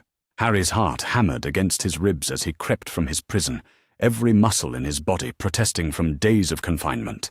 His legs felt weak and unsteady, but adrenaline kept him moving forward. He had rehearsed this moment countless times in his mind during the long hours of darkness, planning every step with the desperate precision of someone who knew they would only get one chance. The kitchen was bathed in pale moonlight, streaming through the windows, casting long shadows that seemed to reach for him like grasping fingers. Harry moved with painstaking care, avoiding the floorboards he knew would creak, and keeping well clear of the furniture that might betray his presence with an accidental bump. His first stop was the small drawer where Petunia kept her household money. His fingers trembled as he carefully extracted a few pound notes, taking only what he hoped wouldn't be missed immediately. The money felt foreign in his hands, as he had never been allowed to handle currency before, but he understood instinctively that survival outside Privet Drive would require resources the Dursleys had never provided. Next, he crept upstairs, each step a calculated risk that made his pulse race with terror. Dudley's room was closest, and Harry could hear his cousin's labored breathing through the partially open door. The larger boy slept deeply, surrounded by an impressive array of toys and electronics that represented more wealth than Harry could fully comprehend. Harry slipped past Dudley's room toward the airing cupboard, where Petunia stored clean laundry. His hand shook as he selected a few items that might fit his small frame better than his current rags. A school jumper that belonged to Dudley from years past, a pair of trainers that were only slightly too large, and clean socks that felt like luxury against his bare feet. But his most important treasure lay hidden beneath a loose floorboard in Dudley's second bedroom, the one used for storage. Harry had discovered his father's invisibility cloak years ago, recognizing it from fragmented memories that felt more like dreams.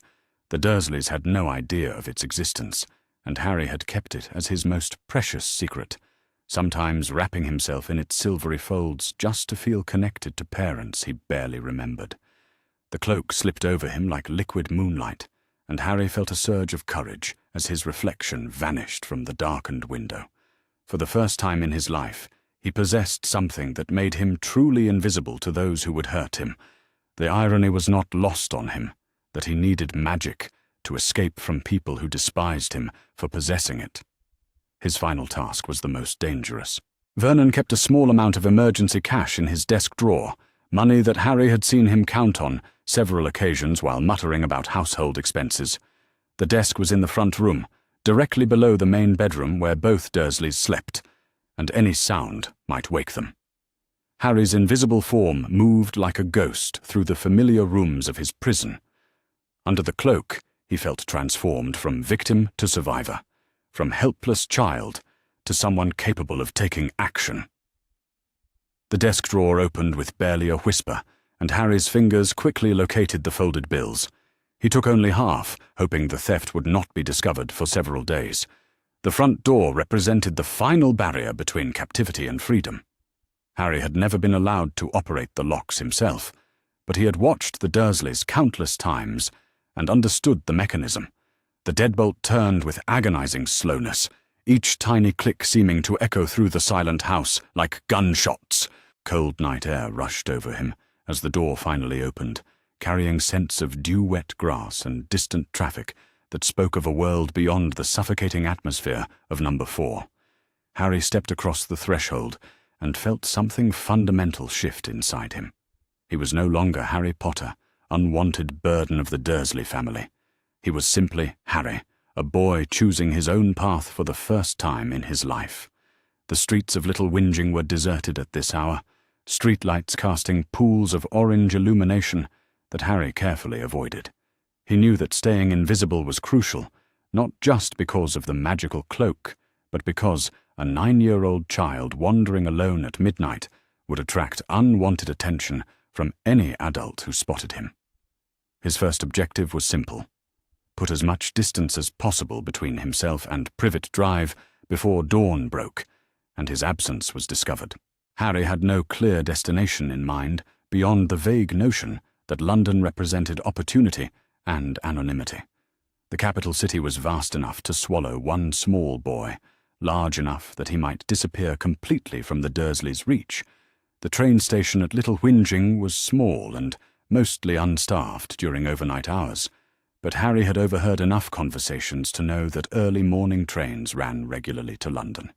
He settled into the shadows of a maintenance shed to wait, pulling the invisibility cloak tightly around himself and trying to ignore the gnawing hunger in his stomach. Hours passed with agonizing slowness. Harry dozed fitfully, starting awake at every sound, terrified that Vernon's voice might boom across the platform, demanding his return. But gradually, the sky began to lighten with the first hints of dawn, and the station came to life with the arrival of early commuters heading to work in the city. The first London-bound train arrived with a screech of brakes and a hiss of steam that made Harry's heart leap with excitement and terror. This was it, the moment of no return. Once he boarded that train, there would be no going back to the familiar misery of Privet Drive. Whatever lay ahead, he would face it as a free person, making his own choices.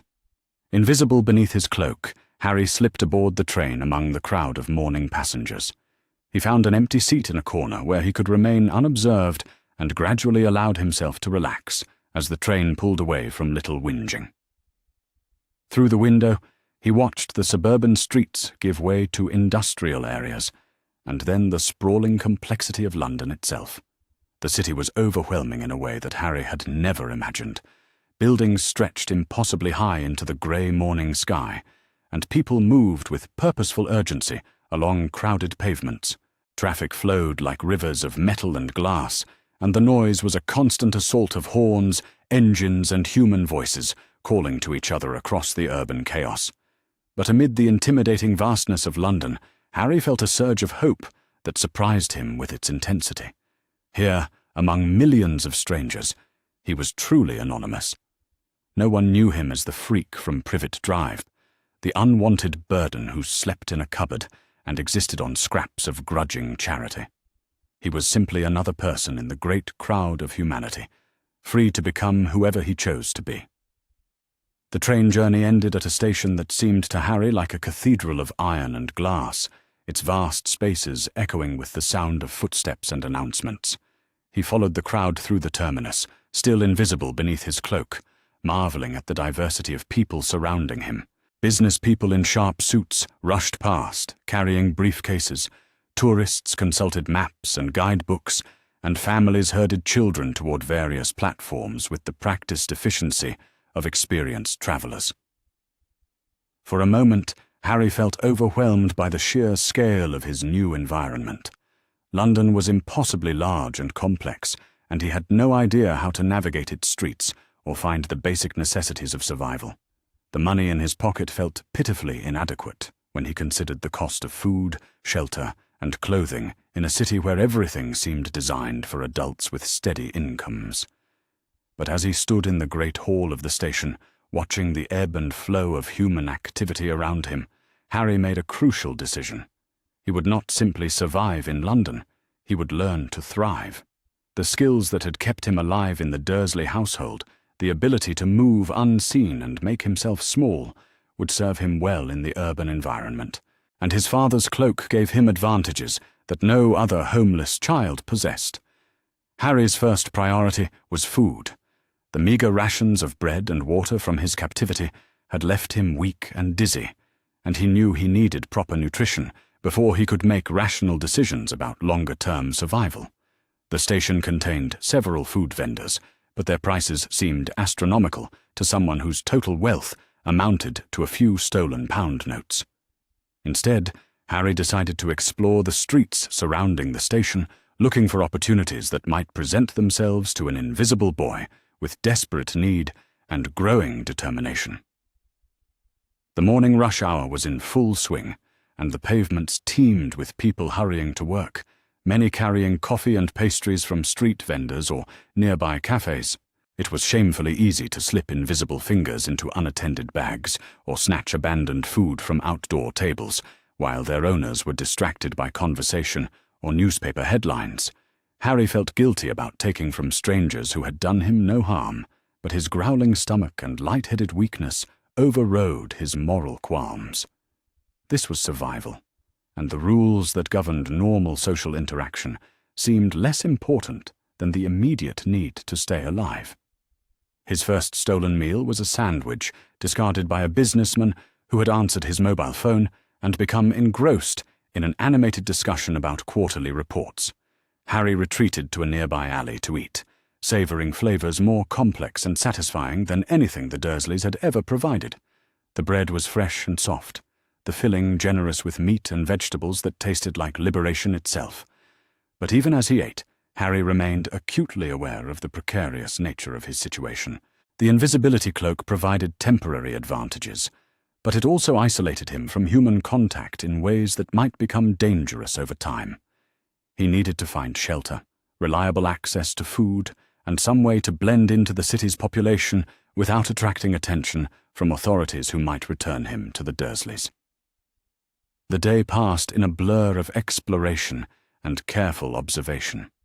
Harry walked miles through London's streets, learning the rhythms of different neighbourhoods and identifying places where a small, quiet boy might go unnoticed. He discovered parks where he might sleep outdoors if necessary, public facilities where he could wash and use toilets, and areas where discarded food and useful items might be found without resorting to outright theft. But he also encountered the darker realities of urban life that his sheltered existence at Privet Drive had not prepared him for. He saw homeless adults huddled in doorways, their faces marked by defeat and desperation, that made his own troubles seem manageable by comparison. He witnessed arguments that escalated to violence, observed drug transactions conducted with paranoid efficiency, and noticed the way people averted their eyes from suffering that occurred in plain sight.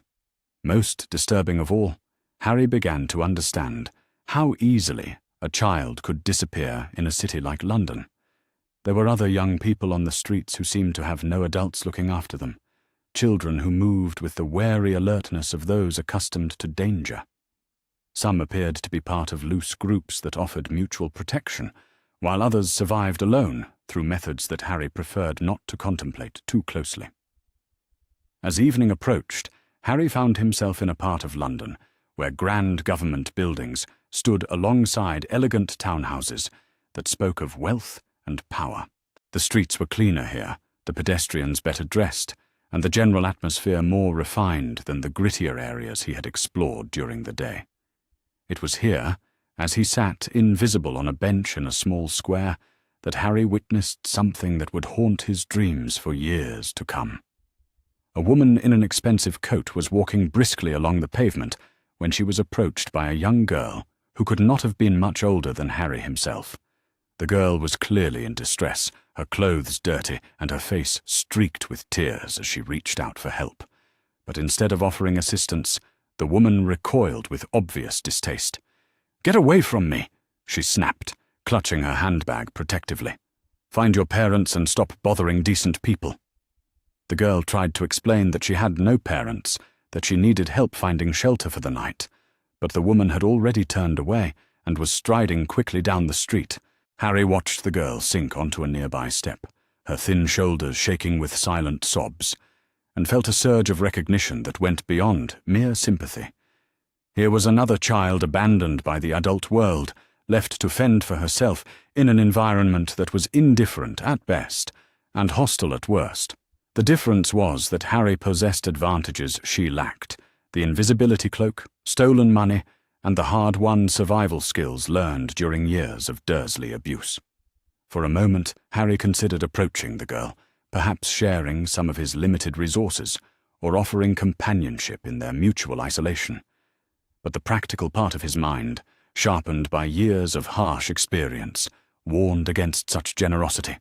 His own situation was precarious enough without taking responsibility for another person's welfare, and revealing himself might compromise the anonymity that was his greatest protection. The internal struggle between compassion and self-preservation continued as Harry watched the girl eventually rise from the step and disappear into the urban maze of London's back streets. He told himself that he had made the rational choice, that survival required a certain ruthless focus on personal needs above the welfare of others.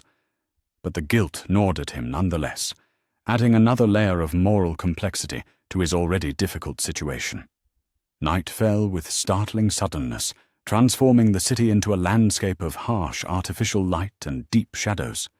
Harry had hoped to find suitable shelter before darkness made navigation more difficult, but the day's explorations had revealed few options that seemed both safe and accessible to someone of his size and resources.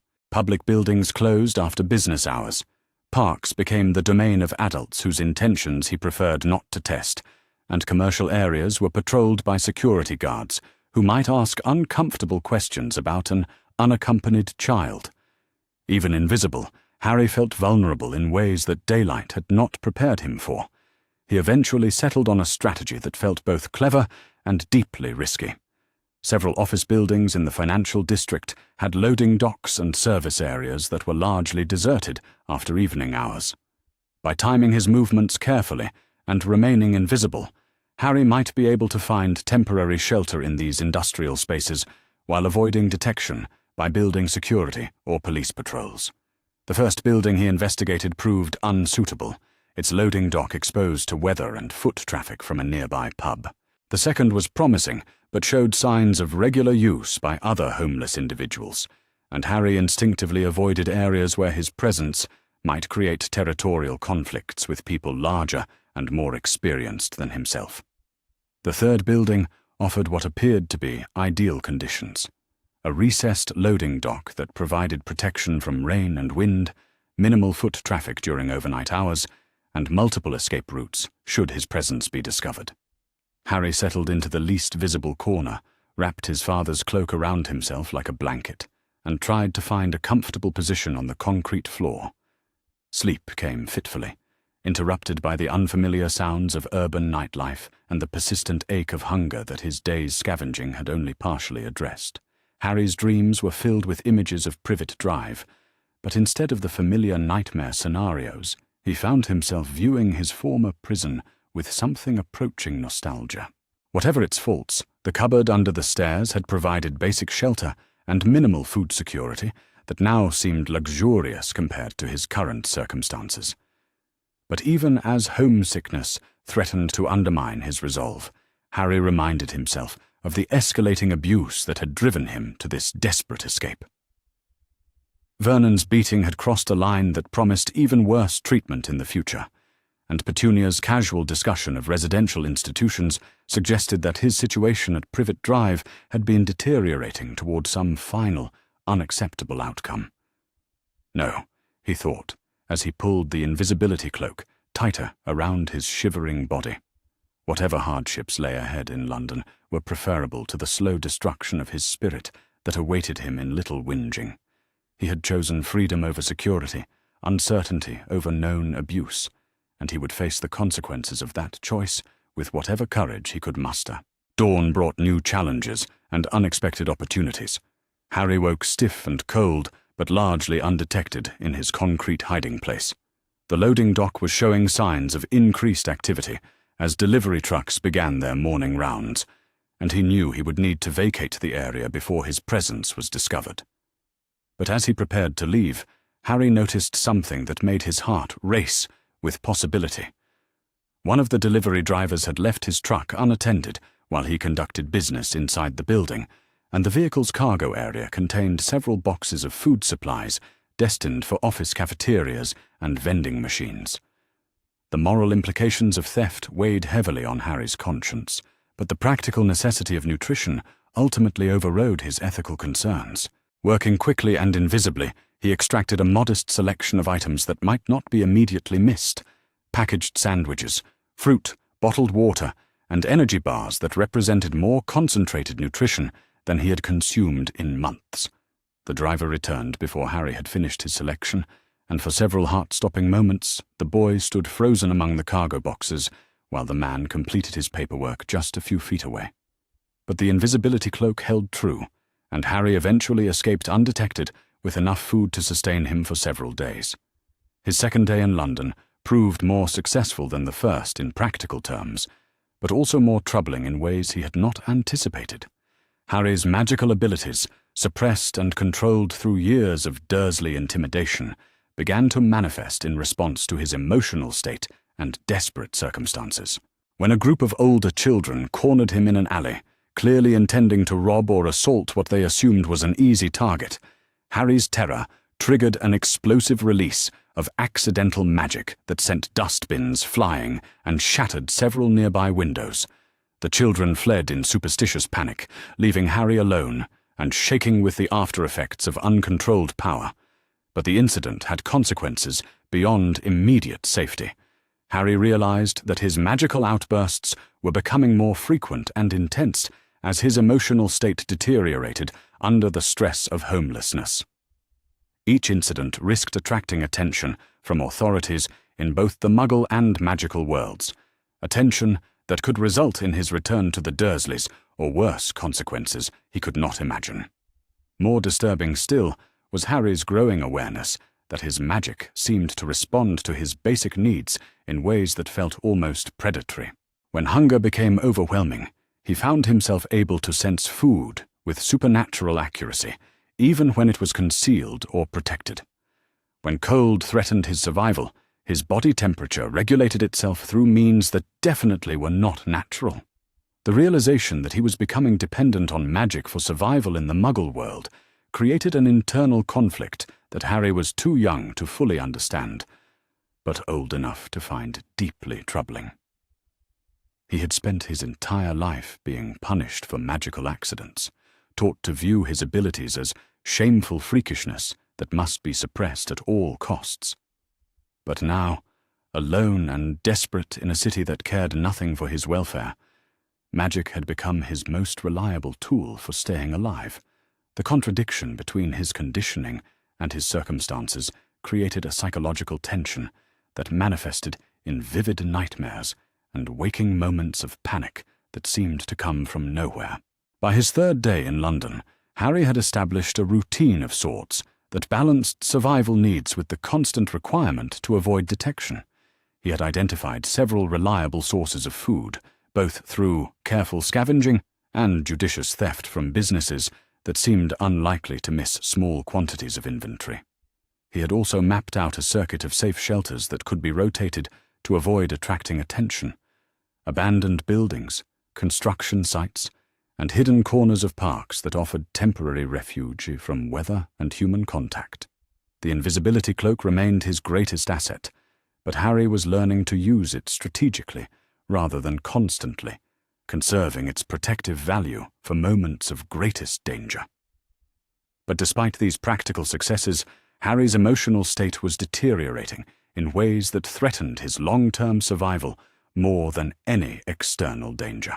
The isolation was becoming unbearable, creating a hunger for human contact that made him take increasingly dangerous risks just to be near other people, even when they could not see or acknowledge him. He began following families through the streets, watching their interactions with desperate fascination and imagining what it might feel like to belong somewhere, to be wanted and loved rather than merely tolerated. He lingered outside schools during breaks, observing the casual camaraderie of children his own age and feeling the sharp pain of everything he had never experienced. Most dangerous of all, Harry found himself approaching situations where he might help other people, using his magical abilities and invisible advantages to intervene when he witnessed bullying or theft. Each incident increased his risk of exposure, but the need to feel useful, to matter in some positive way, was becoming stronger than his instinct for self-preservation. It was this dangerous impulse toward heroism that would ultimately lead Harry Potter toward his destiny with Amelia Bones, and the beginning of a very different kind of future than the one he had imagined while shivering in London's shadows. Amelia Susan Bones prided herself on being the most thorough investigator in the Department of Magical Law Enforcement, a reputation built through 15 years of methodical casework and an unwavering commitment to justice that had earned her both respect and occasional political difficulties. Her colleagues often joked that she could find evidence of wrongdoing in a bowl of porridge if she applied herself to the task, but Amelia viewed such dedication as the minimum standard for anyone entrusted with magical law enforcement. On this particular Tuesday morning in late September, she sat in her austere office, reviewing a series of reports that had been flagged by the Underage Magic Detection Network. 3 separate incidents of uncontrolled magical discharge had occurred in central London over the past week, each more concerning than the last. The magical signatures were consistent with extreme emotional distress in a child between 8 and 10 years of age, but no registered magical household in the area could account for the incidents. Amelia adjusted her monocle and studied the detection reports with growing unease. The first incident had shattered 17 windows along a commercial street in Bloomsbury, with witnesses reporting a sound like thunder despite clear skies. The second had launched several dustbins into the air with enough force to dent a parked automobile, creating a scene that required extensive memory modification to contain. The third, occurring just the previous evening, had caused every street lamp along a 3-block radius to explode simultaneously, plunging an entire neighborhood into darkness. Each incident bore the hallmarks of accidental magic triggered by fear or desperation, but the power levels involved were far beyond what she would expect from typical childhood magical accidents. More disturbing still was the pattern of locations, which suggested a child was living rough in one of London's busiest areas, moving frequently and apparently without adult supervision. The implications were deeply troubling to someone who had dedicated her career to protecting the vulnerable members of magical society. If a magical child was indeed homeless and alone in Muggle London, they faced dangers that went far beyond the normal risks of underage magic detection. The emotional trauma required to produce such powerful accidental magic suggested abuse or abandonment on a scale that demanded immediate intervention. Amelia closed the file and reached for her traveling cloak, decision crystallizing in her mind with characteristic swiftness. This situation required personal investigation rather than delegation to junior staff. Too many things could go wrong when dealing with a frightened magical child, and her experience had taught her that direct involvement often prevented minor problems from becoming major catastrophes. The streets of London were crowded with the usual mixture of tourists and business people as Amelia made her way through the city centre, her trained eye noting details that most people would overlook. She had changed into Muggle clothing before leaving the ministry, understanding that official robes would create complications if she needed to interact with non-magical authorities or witnesses. Her first destination was the site of the previous evening's incident, a residential area where the simultaneous destruction of street lamps had created chaos during the evening commute. Amelia examined the scene with the methodical approach that had made her reputation, noting the pattern of magical residue and the way it concentrated around a particular intersection. The magical signature was stronger here than in the written reports had suggested, potent enough to raise questions about the child's training and background that she found increasingly disturbing. Most young witches and wizards required years of education to produce magic of this intensity, even under controlled conditions. For a child to generate such power through accidental discharge suggested either exceptional natural ability or extreme emotional trauma, neither of which boded well for their current circumstances. Local shopkeepers provided useful information once Amelia identified herself as a government investigator, looking into what she euphemistically described as vandalism incidents. Several had noticed an unusual increase in petty theft over the past week, items disappearing from outdoor displays and unattended goods vanishing from delivery trucks. The pattern suggested someone with exceptional stealth skills, or possibly someone with access to concealment magic that allowed them to move undetected. More concerning were the reports from area residents about strange sounds and unexplained disturbances during overnight hours. A woman who lived near the second incident site had heard what she described as sobbing coming from an abandoned building, but when police investigated the following morning, they found no signs of occupation. A security guard at an office complex reported feeling watched during his rounds, though he never saw anyone who might have been responsible for the sensation. Amelia began to form a picture of a child who was not only homeless, but actively hiding from detection, using magical abilities to survive while trying to avoid contact with both Muggle and magical authorities. The level of sophistication required for such concealment suggested either advanced training or natural talent that bordered on the unprecedented. As afternoon faded into evening, Amelia expanded her search to include areas surrounding the known incident sites. Her years of investigative experience had taught her to think like the subjects of her inquiries, and a frightened child would prioritize shelter and safety above all other considerations. She looked for locations that provided protection from weather and observation while offering quick escape routes if discovery threatened. It was this methodical approach that led her to a partially demolished building in Whitechapel, scheduled for complete demolition, but currently standing empty while planning permissions were finalized. The structure showed obvious signs of recent occupation, makeshift bedding created from discarded newspapers and cardboard, evidence of small cooking fires, and the unmistakable magical residue that she had learned to recognize after years of crime scene investigation. But most telling of all was the emotional imprint that lingered in the abandoned space, a psychic impression of fear and loneliness so intense that it made her breath catch in her throat. Amelia had encountered similar psychic residue at sites of serious magical trauma, but never from someone so young. The child who had sheltered here was in desperate emotional distress, alone and terrified in ways that spoke to systematic abuse or abandonment. As darkness fell across London, Amelia positioned herself in a location that provided clear sightlines to several potential shelter sites, while keeping her own presence concealed.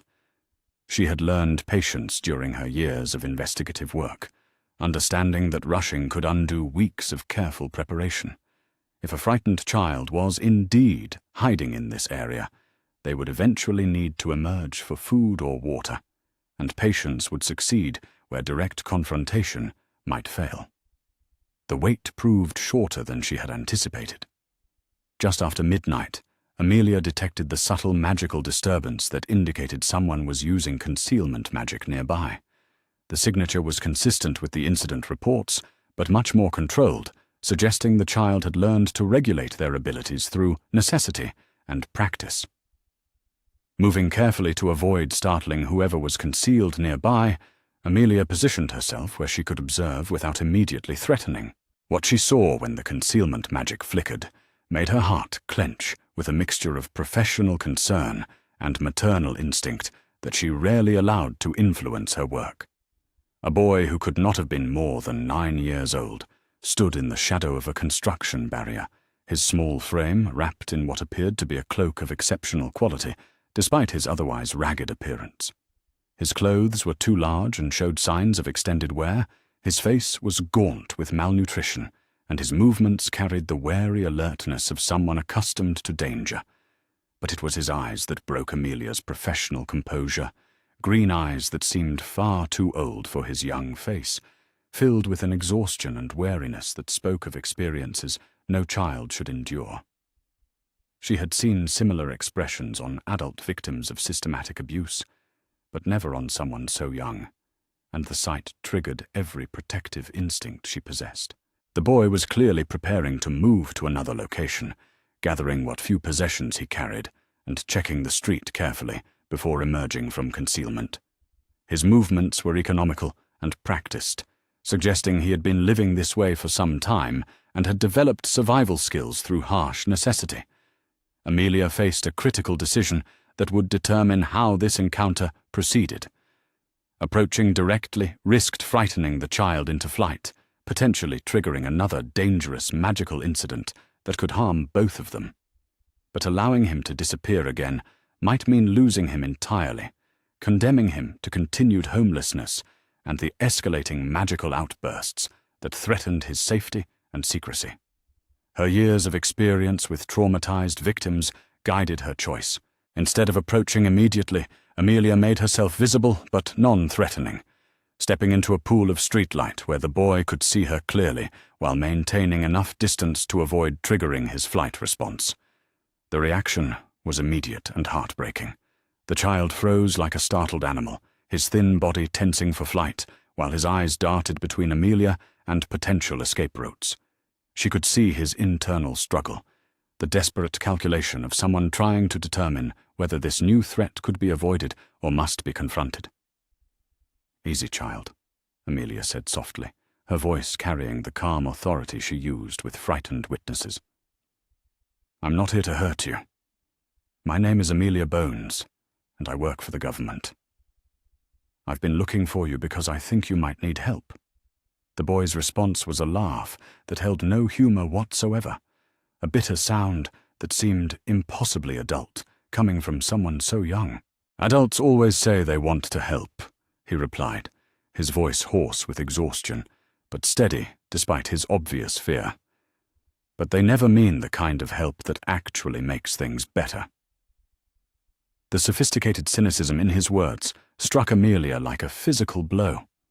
This was not ordinary childhood fear or even the wariness she might expect from a homeless child. This was the learned distrust of someone who had been systematically betrayed by the adults who should have protected him. "I understand why you might feel that way," she said carefully, making no move to approach closer. "Sometimes adults make promises they don't keep, or they think they know what's best when they really don't understand the situation at all. But I'm different from those people. I investigate when children are being hurt, and I have the authority to change things that are wrong." The boy studied her with those unnaturally mature eyes, clearly weighing her words against whatever experiences had taught him to distrust adult promises. "You're magical," he said finally. Not a question, but a statement that made Amelia's pulse quicken. "I can feel it. Are you here because of the things that keep happening when I get scared?" His casual acknowledgement of both her magical nature and his own abilities confirmed Amelia's suspicions about his background, but also raised new questions about how much he understood about the magical world. Most children from non-magical families would not be able to sense magical auras, yet he spoke as if such awareness was perfectly natural. "Yes," Amelia said honestly, recognizing that anything less than complete truth would destroy any chance of building trust. "The magical accidents you've been having have been detected by the Ministry of Magic. They sent me to investigate because children your age shouldn't be able to produce magic that powerful, and they certainly shouldn't be doing it while living on the streets." The boy's laugh returned, even more bitter than before. "Of course," he said.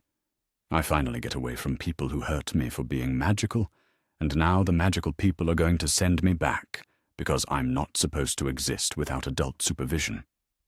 That makes perfect sense." His words hit Amelia like a revelation, suddenly illuminating aspects of the case that she had not fully considered. The sophisticated concealment magic, the exceptional power levels, the obvious signs of systematic abuse, all pointed toward a conclusion that made her stomach clench with professional outrage and personal horror. "What's your name, child?" she asked gently, though she was beginning to suspect she already knew the answer. The boy hesitated, clearly debating whether honesty would help or harm his situation. "Harry," he said finally. "Harry Potter." The name struck Amelia like a thunderbolt, confirming suspicions she had barely allowed herself to consider. Harry Potter, the boy who lived, the most famous child in the magical world, was standing before her as a homeless, abused, malnourished refugee from the Muggle family that was supposed to have been caring for him under Dumbledore's protection. The implications were staggering and would require immediate action at the highest levels of magical government. But first, she needed to address the immediate crisis of a traumatized child who needed medical attention and safe shelter before anything else could be considered. "Mr. Potter," she said, allowing her shock and concern to show in her voice, "I think there are some very serious conversations that need to happen about your living situation. But right now, the most important thing is making sure you're safe and getting you the help you clearly need." Harry's reaction was immediate and defensive, his body tensing as if preparing to run. "I won't go back to them," he said, with fierce determination that broke Amelia's heart. "I don't care what anyone says about family or blood protection or any of that. They hate me, and they hurt me, and I'd rather die on the streets than spend another day in that house." The vehemence in his words, combined with the obvious signs of malnutrition and abuse, painted a picture that made Amelia's professional instincts scream for immediate intervention. Whatever arrangements Dumbledore had made for Harry's care had clearly failed catastrophically, creating a situation that demanded both emergency response and long-term investigation. "Harry," she said firmly, "I give you my word as head of the Department of Magical Law Enforcement that no one is going to force you to return to people who have hurt you. But you need medical attention, proper food, and a safe place to stay while we sort out what has been happening to you. Will you trust me enough to let me help with those immediate needs?" The boy studied her face, with those prematurely wise eyes, clearly searching for any sign of deception or hidden agenda. The silence stretched between them as he weighed his limited options against the desperate need for safety and care that he had been denying for too long. Finally, almost reluctantly, Harry nodded. "But I want to understand what happens next," he said, with a maturity that made Amelia's chest tight with sympathy. "I've had enough of adults making decisions about my life without telling me what they're planning or why they think it's best for me." "Of course," Amelia agreed, extending her hand slowly and allowing him to make the choice about physical contact. "Everything that happens from now on, you'll be informed about and consulted on. You're old enough to have a say in decisions that affect your life, and you've clearly been taking care of yourself well enough to have earned that right." Harry's small hand slipped into hers with a trust that felt both precious and fragile, and Amelia felt the full weight of responsibility settling onto her shoulders. This child had been failed by every adult who should have protected him, and she was determined that his faith in her would not be misplaced. Her first priority was getting Harry to St. Mungo's for a complete medical evaluation. The signs of malnutrition were obvious even to her untrained eye, but magical injuries and trauma required specialized assessment that only qualified healers could provide. More importantly, she needed detailed documentation of Harry's condition to support the investigation that she was already planning. The journey to St. Mungo's required careful coordination to avoid attracting unwanted attention. Harry's appearance would raise immediate questions among the hospital staff, and his identity would create chaos once it became known. Amelia used her authority to arrange discreet admission through private channels, ensuring that Harry would receive proper care without becoming the subject of immediate political controversy. The medical examination revealed conditions that made even experienced healers react with shock and professional outrage. Harry was severely underweight for his age, showing signs of chronic malnutrition that had affected his growth and development. He bore evidence of repeated physical abuse, including healed fractures that had not been properly treated and scarring consistent with systematic violence. Most disturbing of all were the magical injuries that the healers discovered, evidence of deliberate magical suppression that had stunted Harry's natural development and caused ongoing physical and emotional trauma. The binding spells were sophisticated enough to require advanced knowledge of magical theory, suggesting they had been applied by someone with considerable skill and malicious intent. Dr. Sarah Clearwater, the senior healer who conducted Harry's examination, was visibly shaken by what she found. "Madam Bones," she said quietly, while Harry was being treated in a private room, "this child has been systematically abused for years. The malnutrition alone suggests prolonged neglect, but the magical bindings are something else entirely. Someone has been deliberately suppressing his abilities, and the psychological trauma from that kind of interference can be devastating." Amelia absorbed this information with growing fury, her professional composure barely containing her personal outrage. The scope of what had been done to Harry Potter went far beyond simple neglect or even typical child abuse. Someone had systematically attempted to break his spirit and suppress his magical heritage, creating trauma that would require extensive healing to address. "How long will his recovery take?" she asked, already planning the resources that would need to be allocated for Harry's care. "That depends partly on his emotional resilience," Dr. Clearwater replied. "Physically, proper nutrition and medical treatment should restore most of his strength within a few months.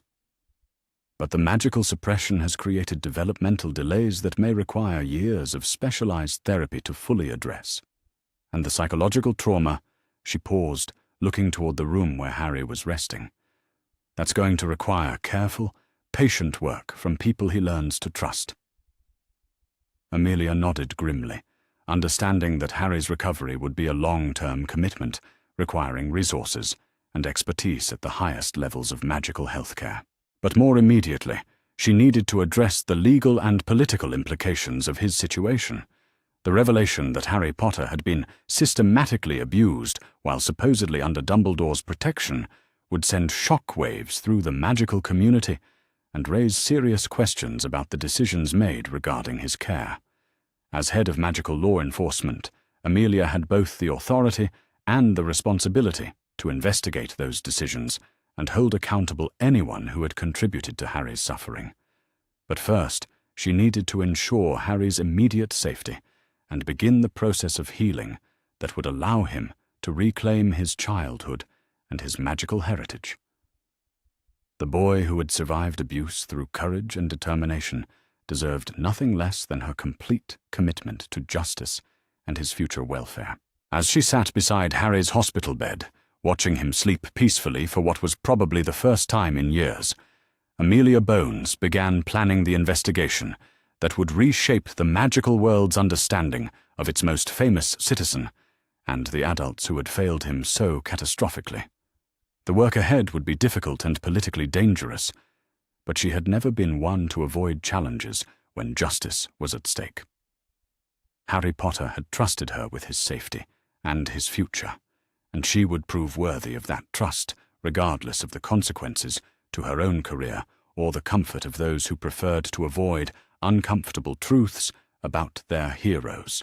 The emergency session of the Wizengamot's Child Welfare Committee convened at 7 in the morning, an unprecedented gathering that reflected the gravity of the situation Amelia Bones had uncovered. She sat at the head of the mahogany conference table, her formal robes impeccable, despite having spent most of the night coordinating Harry Potter's medical care and preparing the documentation that would support her investigation. Around the table sat the 5 most senior members of the committee, their faces ranging from skeptical to deeply concerned as they reviewed the preliminary medical reports from St. Mungo's.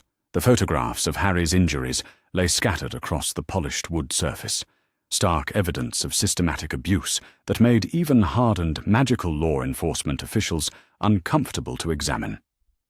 "Madam Bones," began Augusta Longbottom, her voice carrying the authority of someone who had chaired this committee for over a decade, "these are extremely serious allegations you're presenting.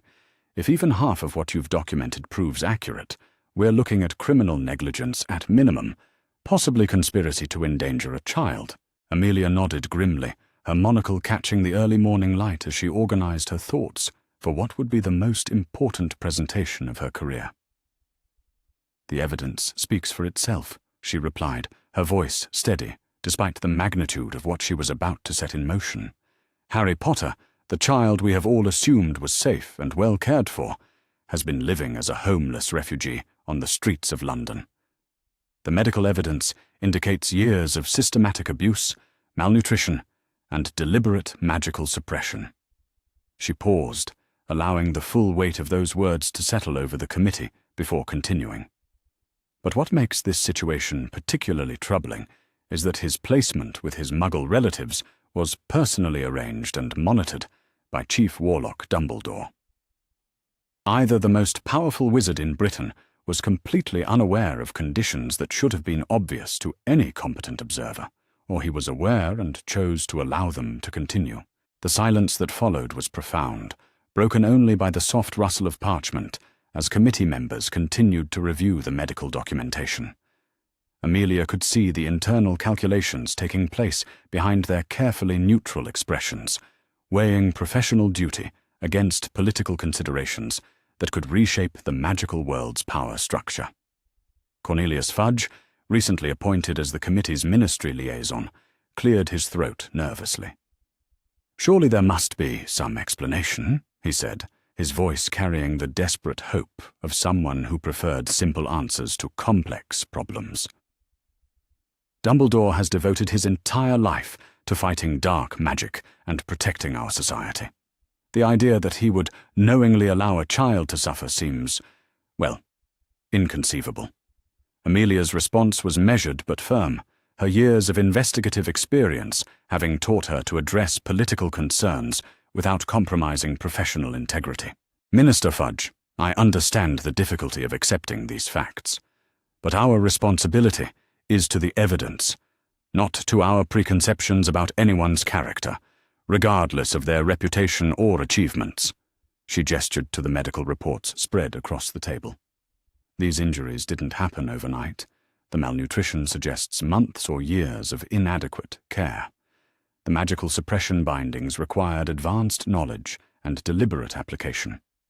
Someone with the authority and expertise to monitor Harry's welfare either failed catastrophically in that responsibility or actively participated in his abuse."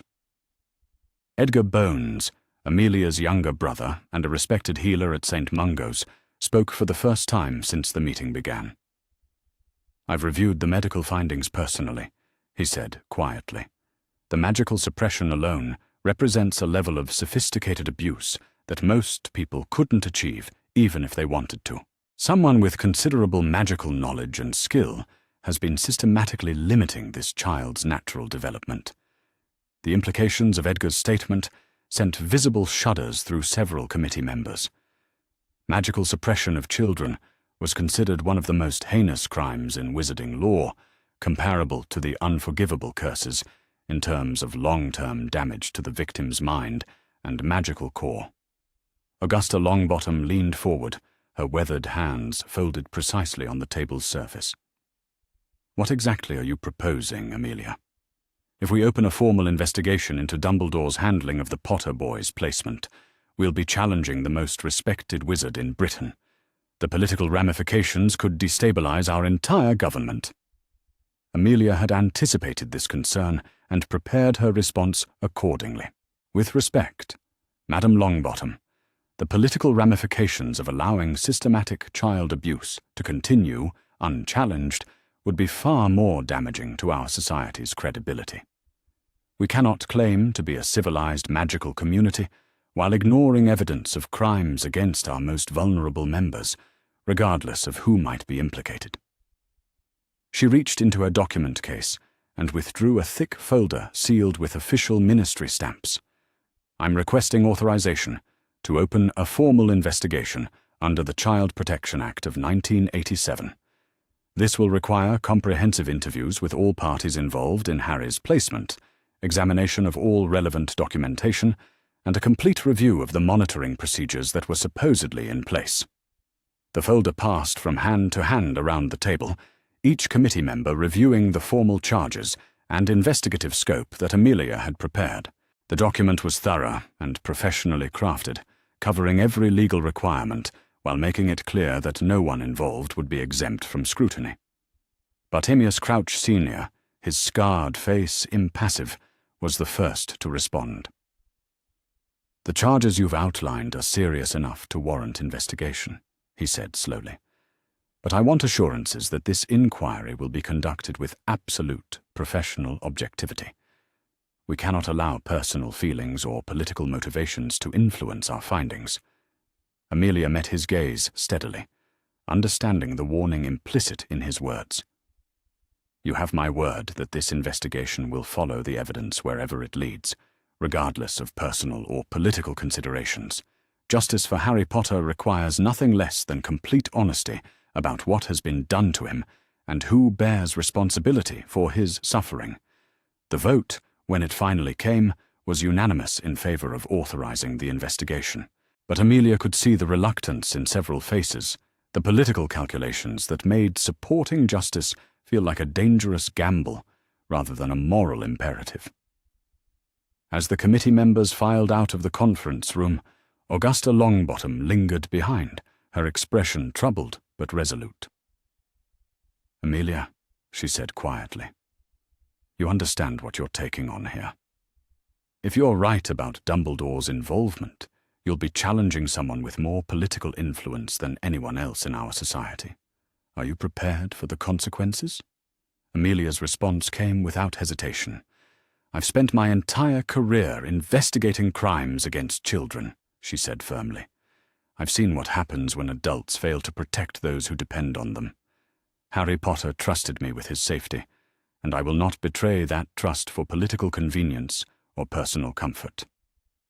Augusta nodded slowly, something like admiration flickering in her eyes. "Then you'll have my support, whatever comes of this investigation. That boy deserves justice, and if we're too cowardly to provide it, we have no business calling ourselves his protectors." With official authorization secured, Amelia immediately began implementing the investigation plan she had developed during the long night at St. Mungo's. Her first priority was assembling a team of investigators whose competence and integrity were beyond question, people who could withstand the political pressure that would inevitably accompany any challenge to Dumbledore's authority. Senior Aura Kingsley Shacklebolt was her first choice for the investigation team, his reputation for thorough and impartial work making him invaluable for a case that would face intense scrutiny. His experience with sensitive political matters would be crucial when interviewing high-ranking officials who might be implicated in the failures of Harry's care. Healer Patricia Clearwater from St. Mungo's would provide medical expertise, ensuring that all evidence of abuse and neglect was properly documented according to legal standards that could withstand courtroom scrutiny. Her sister Sarah had conducted Harry's initial examination, but Patricia's specialization in magical trauma made her the ideal choice for ongoing assessment. Cornelius Weatherby from the Department of International Magical Cooperation brought expertise in Muggle relations and legal frameworks, essential for understanding the jurisdictional issues surrounding Harry's placement with non-magical relatives. His knowledge would be crucial when examining the legality of Dumbledore's arrangement with the Dursley family. The team assembled in Amelia's office later that morning, the gravity of their assignment evident in the careful way they reviewed the case materials. Each member understood that they were participating in an investigation that could reshape the magical world's power structure and possibly destroy the career of Britain's most influential wizard. Our first objective, Amelia explained, as she distributed assignment folders, is establishing a complete timeline of Harry Potter's placement and the monitoring that was supposedly conducted. We need to identify every person who had authority or responsibility for his welfare, and we need to document exactly what each of them knew and when they knew it. Kingsley nodded thoughtfully as he reviewed his assigned materials.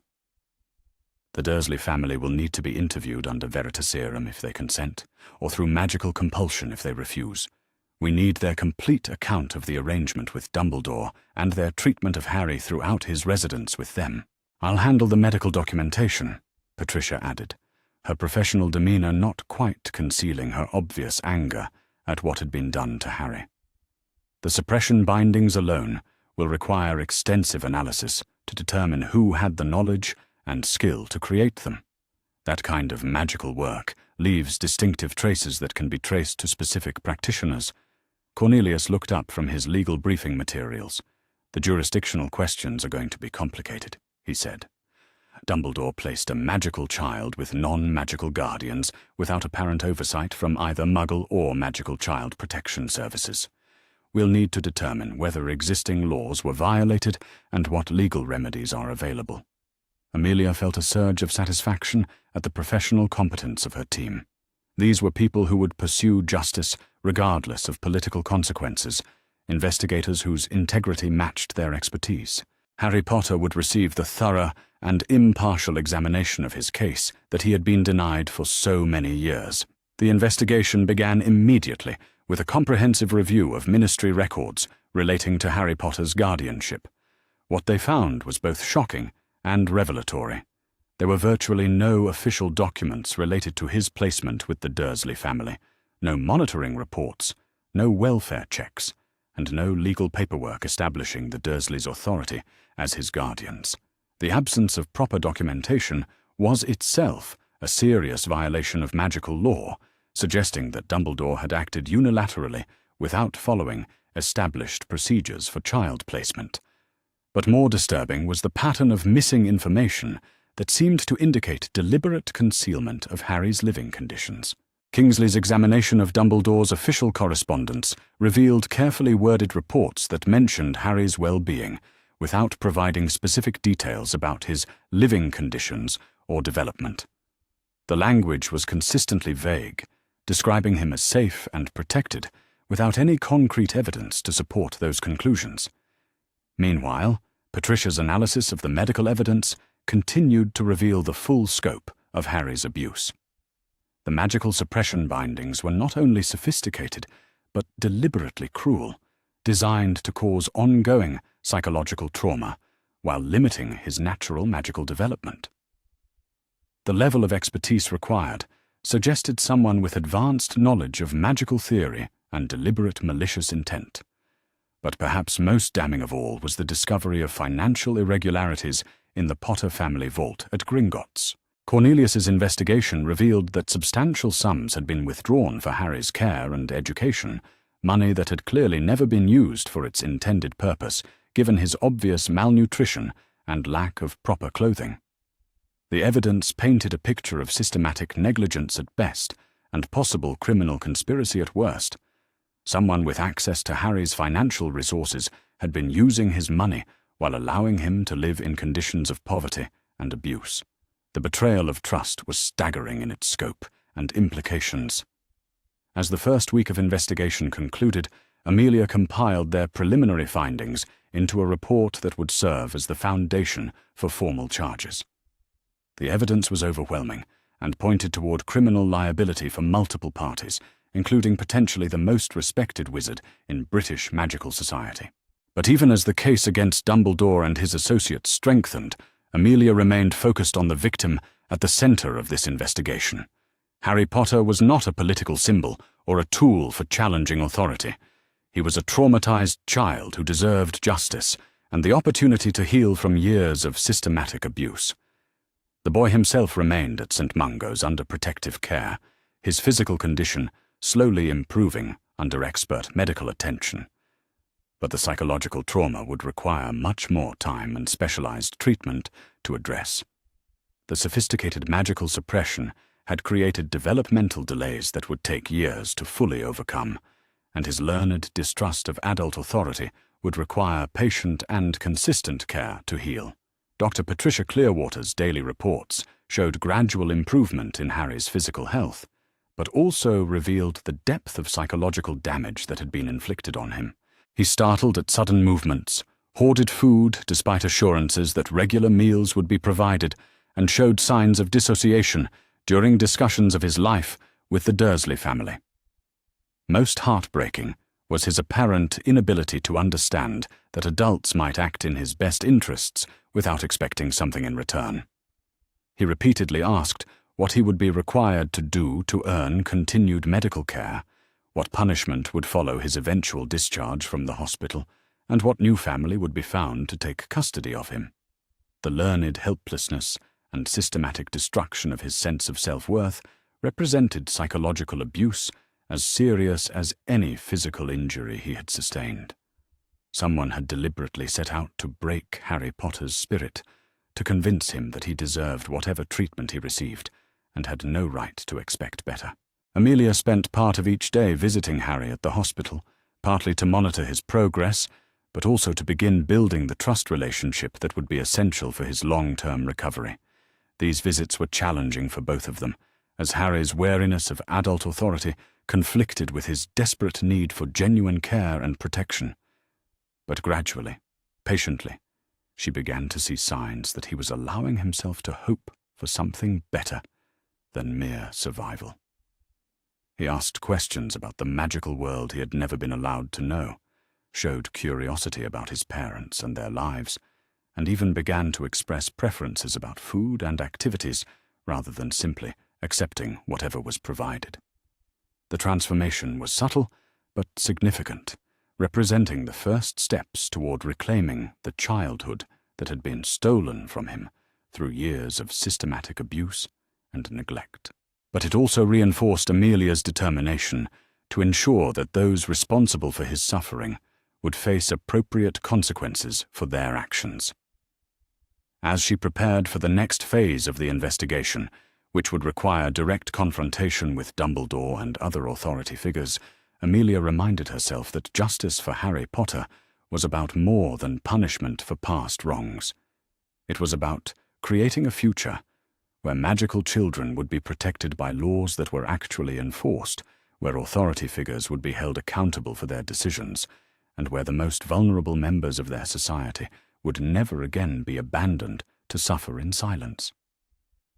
The political battle ahead would be fierce and potentially dangerous to her own career and reputation, but Harry Potter had trusted her with his safety and his future, and she would prove worthy of that trust regardless of the personal costs involved. The investigation would continue with interviews of key witnesses, examination of additional evidence, and ultimately formal charges against those who had failed in their duty to protect an innocent child. Justice would be served, not because it was politically convenient, but because it was the right thing to do for a boy who had suffered far too much in his short life.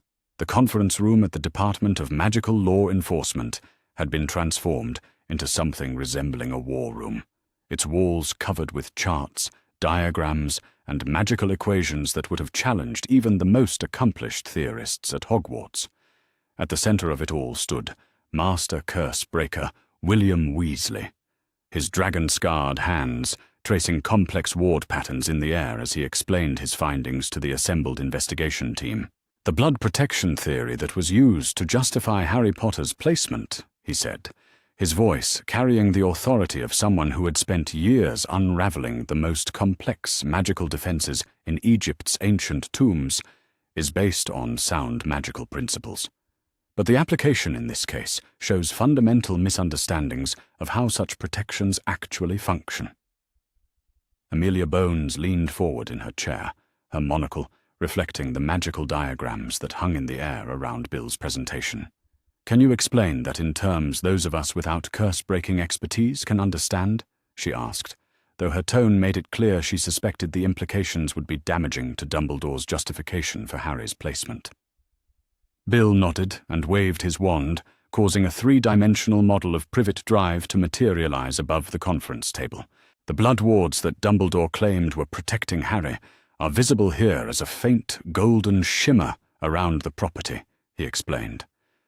"They do exist and they are functional, but their scope and limitations are nothing like what we were led to believe."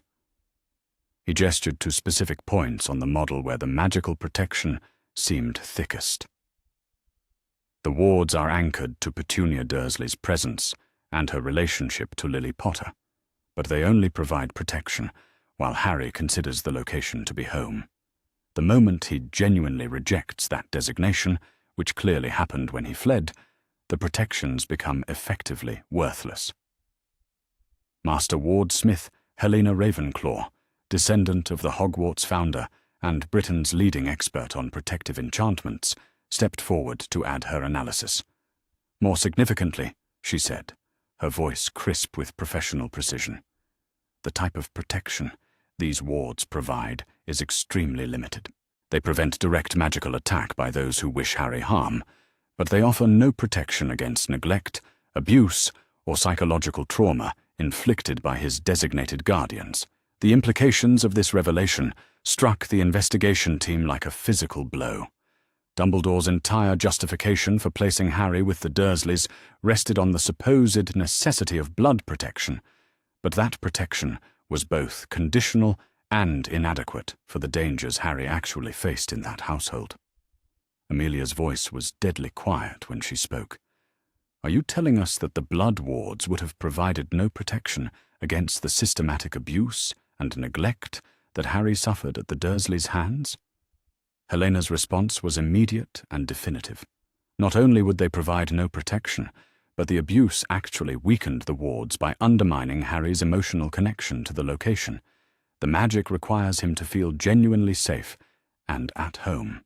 Every beating, every day locked in that cupboard, every moment of deliberate cruelty was literally destroying the very protection they were supposed to maintain. The silence that followed was profound, broken only by the soft scratching of Senior Auror Kingsley Shacklebolt, taking detailed notes for the official record. The foundation of Dumbledore's defense for Harry's placement had not only been flawed, but actively counterproductive, creating the opposite effect from what was supposedly intended. But Bill Weasley was not finished with his analysis. "The blood protection represents only one possible approach to keeping Harry safe," he continued, his expression grim with the implications of what he had discovered. "My examination of alternative protection methods reveals at least 17 different approaches that would have provided superior safety without requiring him to remain with abusive relatives." He waved his wand again, and the air filled with complex diagrams showing various protective schemes. Fidelius charms keyed to trusted guardians, property wards anchored to willing magical families, even portable protection items like enhanced cloaks or amulets. Any of these would have been more effective than forcing a child to endure abuse in the hope that his suffering would somehow keep him safe. Healer Patricia Clearwater, who had been reviewing her medical files throughout the presentation, looked up with obvious anger. "Let me make sure I understand this correctly," she said, her professional composure barely containing her outrage. Harry Potter was subjected to years of systematic abuse and magical suppression, not because it was necessary for his protection, but because someone chose the least effective protection method available and then failed to monitor whether it was actually working. The accuracy of her summary was confirmed by nods from both curse-breaking experts, and Amelia felt her own anger building at the scope of the betrayal they were uncovering. But there were still more questions that needed answers before they could fully understand what had been done to Harry. "Master Ravenclaw," she said formally, "your analysis mentioned that the blood wards became weaker as Harry's situation deteriorated. Was there any way someone monitoring the protection could have detected this degradation?" Helena's response was immediate and damning. Any competent ward specialist checking the protections even annually would have noticed the deterioration within the first year of Harry's placement, she said.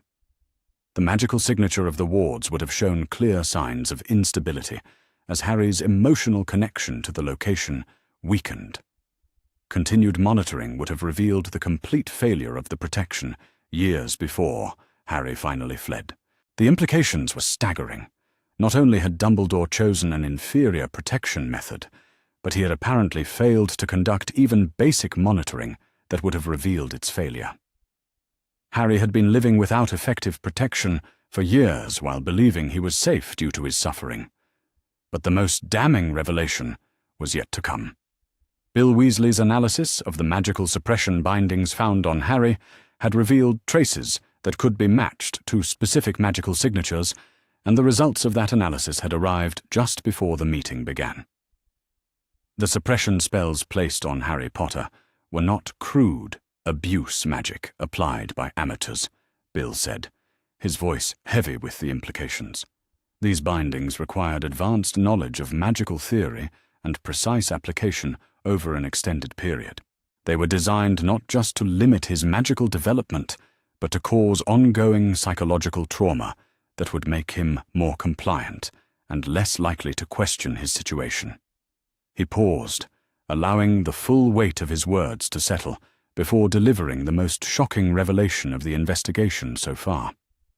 The magical signature on these bindings indicates they were applied by someone with access to Hogwarts's ward system and knowledge of the specific magical theory taught only to advanced students of magical manipulation. In short, these spells were almost certainly applied by a highly educated wizard with institutional access and authority. Amelia felt her blood turn to ice as the implications became clear. The systematic magical abuse of Harry Potter had not been perpetrated by his Muggle relatives, who lacked the knowledge and ability for such sophisticated spells. Someone in the magical world had deliberately and systematically tortured a child through magical means, while that child was supposedly under the protection of the magical establishment. Who had the knowledge and access required to create these bindings? She asked, though she suspected she already knew the answer. Bill's response confirmed her worst fears. The list of people with both the theoretical knowledge and practical access is extremely short, he said. Advanced professors at Hogwarts, senior staff at the Ministry's Department of Mysteries, possibly some of the more accomplished curse breakers who specialize in dark magic research. But the specific techniques used suggest someone with intimate knowledge of Hogwarts's ward system and long-term access to the castle's magical infrastructure. The conference room fell silent as the investigation team processed this information. Someone at Hogwarts, possibly someone in a position of ultimate authority, had been systematically abusing Harry Potter through magical means while publicly claiming to protect him. The scope of the betrayal was almost incomprehensible. Patricia Clearwater was the first to speak, her voice shaking with barely controlled fury. "These bindings were designed to break him," she said. "They weren't just limiting his magical development, they were creating artificial psychological trauma designed to make him grateful for any kindness, no matter how minimal." Someone wanted Harry Potter to be weak, compliant, and desperate for approval. The psychological profile that emerged from this analysis was deeply disturbing. Harry had been systematically conditioned to accept abuse as normal, to view basic necessities as generous gifts, and to blame himself for the cruelty he experienced. The magical suppression had been coordinated with his emotional abuse to create a child who would never question adult authority or demand better treatment. Amelia's investigation had uncovered not just criminal negligence, but what appeared to be a sophisticated conspiracy to psychologically destroy the most famous child in the magical world. The implications for British magical society were staggering, as they pointed toward corruption at the very highest levels of their government and educational system. But even as the scope of Harry's abuse became clear, the investigation team remained focused on building a case that could withstand legal scrutiny and political pressure. The evidence needed to be documented according to established procedures, witness testimony needed to be obtained under oath, and the chain of custody for all magical analysis needed to be maintained to courtroom standards. Kingsley Shacklebolt had been coordinating the formal documentation throughout the ward analysis, and his preliminary legal assessment was both encouraging and sobering. The evidence we're gathering would support charges of conspiracy, child endangerment, magical assault, and abuse of office, he reported. But prosecuting these charges against someone of Dumbledore's stature will require evidence so overwhelming that political considerations cannot override legal obligations. The team understood that they were not just building a criminal case, but challenging the fundamental power structure of British magical society. Dumbledore's influence extended far beyond his official positions, encompassing personal relationships and political obligations that could make prosecution extremely difficult even with compelling evidence. But they also understood that Harry Potter's suffering demanded nothing less than complete accountability for those who had failed him. The systematic abuse he had endured was not a personal tragedy, but a crime against magical society's most basic values, and allowing it to go unpunished would represent a fundamental failure of their legal and moral systems. As the formal ward analysis concluded, Amelia began planning the next phase of the investigation, which would require direct confrontation with Dumbledore and examination of Hogwarts's records. The evidence they had gathered made it clear that Harry's abuse had been facilitated by someone with authority and access within the magical establishment, and identifying that person was crucial for both justice and preventing similar tragedies in the future. Meanwhile, Harry himself continued his slow recovery at St. Mungo's, his physical condition improving daily under expert medical care. But the psychological healing would require much more time and specialized treatment, particularly as he learned to understand the scope of what had been done to him and why. Dr. Patricia Clearwater's daily reports showed gradual progress in building Harry's trust and helping him understand that he deserved better treatment than he had received. But she also noted concerning patterns in his behavior that suggested the magical suppression had created lasting developmental issues that would require years of therapeutic intervention to address. Most troubling was Harry's apparent inability to express anger about his treatment, instead displaying a learned helplessness that blamed himself for the abuse he had suffered.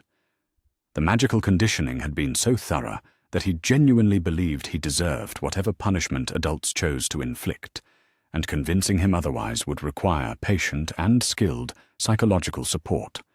But there were also encouraging signs of recovery that gave the medical team hope for his long-term prospects. Harry showed genuine curiosity about the magical world he had never been allowed to explore, asked thoughtful questions about his parents and their lives, and even began expressing preferences about food and activities rather than simply accepting whatever was provided. The contrast between his natural intelligence and curiosity and the learned helplessness imposed through abuse was stark evidence of the psychological damage that had been inflicted on him. But it also suggested that with proper care and support, Harry could recover much of what had been stolen from him through years of systematic cruelty. Amelia made time each day to visit Harry at the hospital, partly to monitor his progress, but also to continue building the trust relationship that would be essential for his testimony when the case eventually came to trial. These visits were challenging for both of them, as Harry's conditioned responses to adult authority conflicted with his growing recognition that some adults could be trusted to act in his best interests. But gradually, patiently, she began to see signs that he was allowing himself to hope for something better than mere survival. He asked questions about his future, expressed interest in learning about magic and his heritage, and even began to show flashes of the quick wit and brave spirit that his parents had been known for. The transformation was subtle but significant, representing the first steps toward reclaiming the childhood and identity that had been systematically destroyed through abuse and manipulation. But it also reinforced Amelia's determination to ensure that those responsible for his suffering would face appropriate consequences for their crimes. As she prepared for the confrontation with Dumbledore that would be the next phase of her investigation, Amelia reminded herself that this case was about more than punishing past wrongs. It was about creating accountability in their magical institutions, protecting future generations of vulnerable children, and proving that even the most powerful wizards were subject to the same laws that governed everyone else in their society. The political battle ahead would test everything she had learned about justice and integrity during her career in magical law enforcement, but Harry Potter had trusted her with his safety and his future, and she would prove worthy of that trust regardless of the personal and professional costs involved.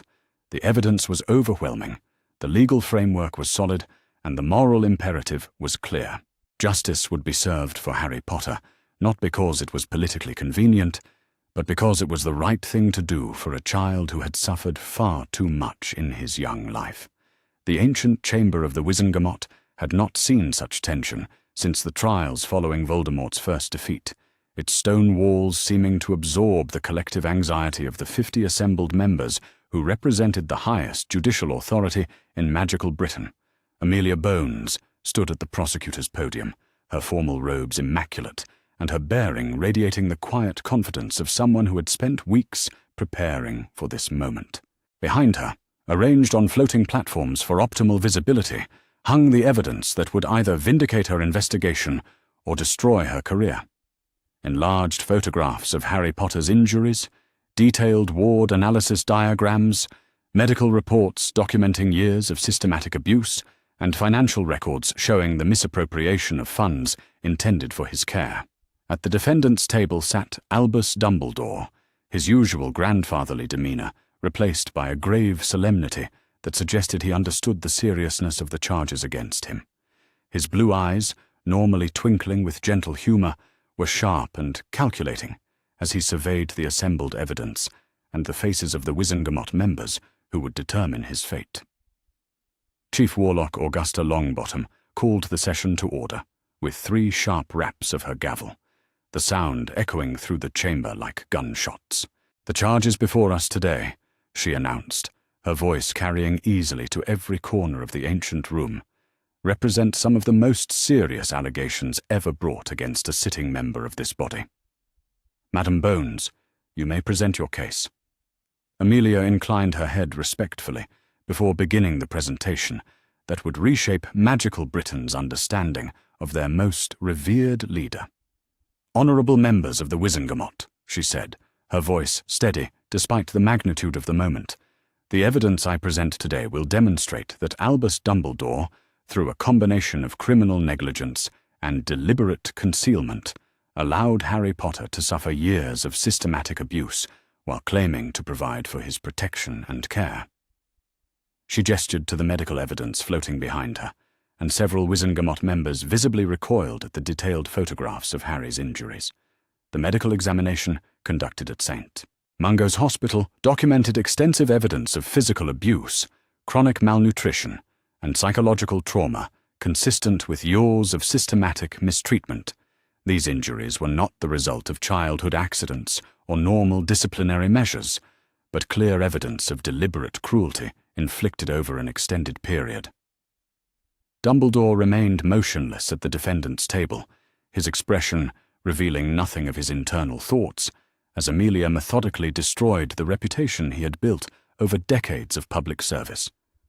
But she could see the slight tension in his shoulders, the way his fingers gripped his wand just a fraction too tightly, and she knew her presentation was having the intended effect. "More disturbing still," she continued, "is the evidence of magical suppression bindings applied to Mr. Potter over a period of several years. These bindings were not the work of his Muggle relatives, who lack the knowledge and ability for such sophisticated magic. They were created by someone with advanced magical training and specific knowledge of techniques taught only at the highest levels of magical education." Master Cursebreaker William Weasley stepped forward at Amelia's invitation, his scarred hands steady as he demonstrated the complex ward patterns that had been discovered during Harry's medical examination. "The magical signature analysis," he testified, his voice carrying the authority of someone who had spent years unraveling the most complex magical defenses in the world, indicates that these bindings were created by someone with intimate knowledge of Hogwarts's ward system and access to advanced magical theory, typically restricted to senior faculty or ministry officials. The implications hung in the air like a physical presence, and Amelia could see several Wizengamot members exchanging significant glances as they processed what they were hearing. Someone in a position of ultimate trust and authority had been systematically abusing the most famous child in magical Britain while publicly claiming to protect him. But perhaps most damning of all, Amelia said, returning to her presentation, is the evidence regarding the blood protection that was supposedly justifying Mr. Potter's placement with his abusive relatives. Master Ward Smith, Helena Ravenclaw, will now explain why this justification was not only flawed, but actively counterproductive. Helena stepped forward with the crisp precision of someone accustomed to academic lectures, but her words carried devastating implications for Dumbledore's defense. The blood ward analysis, she said, demonstrates that the protection provided by Mr. Potter's residence with the Dursley family was both conditional and extremely limited in scope.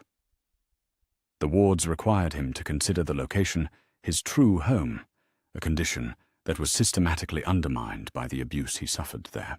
She gestured to the three-dimensional ward diagrams floating above the chamber, their golden lines clearly showing the deterioration of magical protection over time.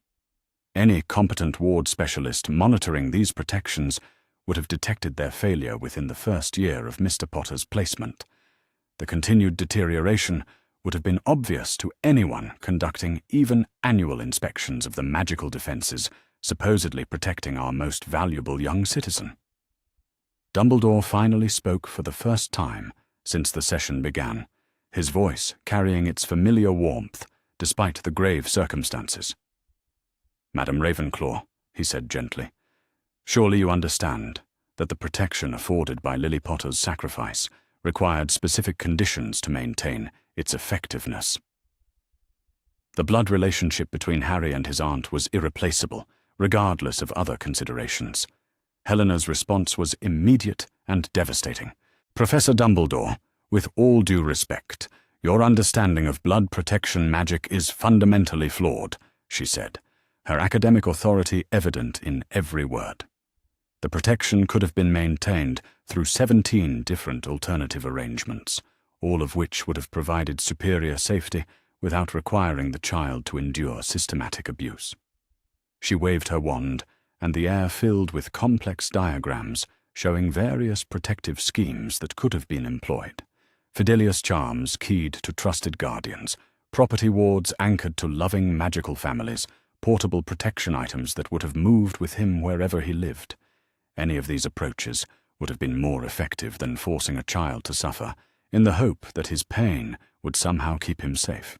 The silence that followed was profound, broken only by the soft scratching of quills as court reporters documented every word of testimony that would reshape their understanding of magical Britain's most respected leader.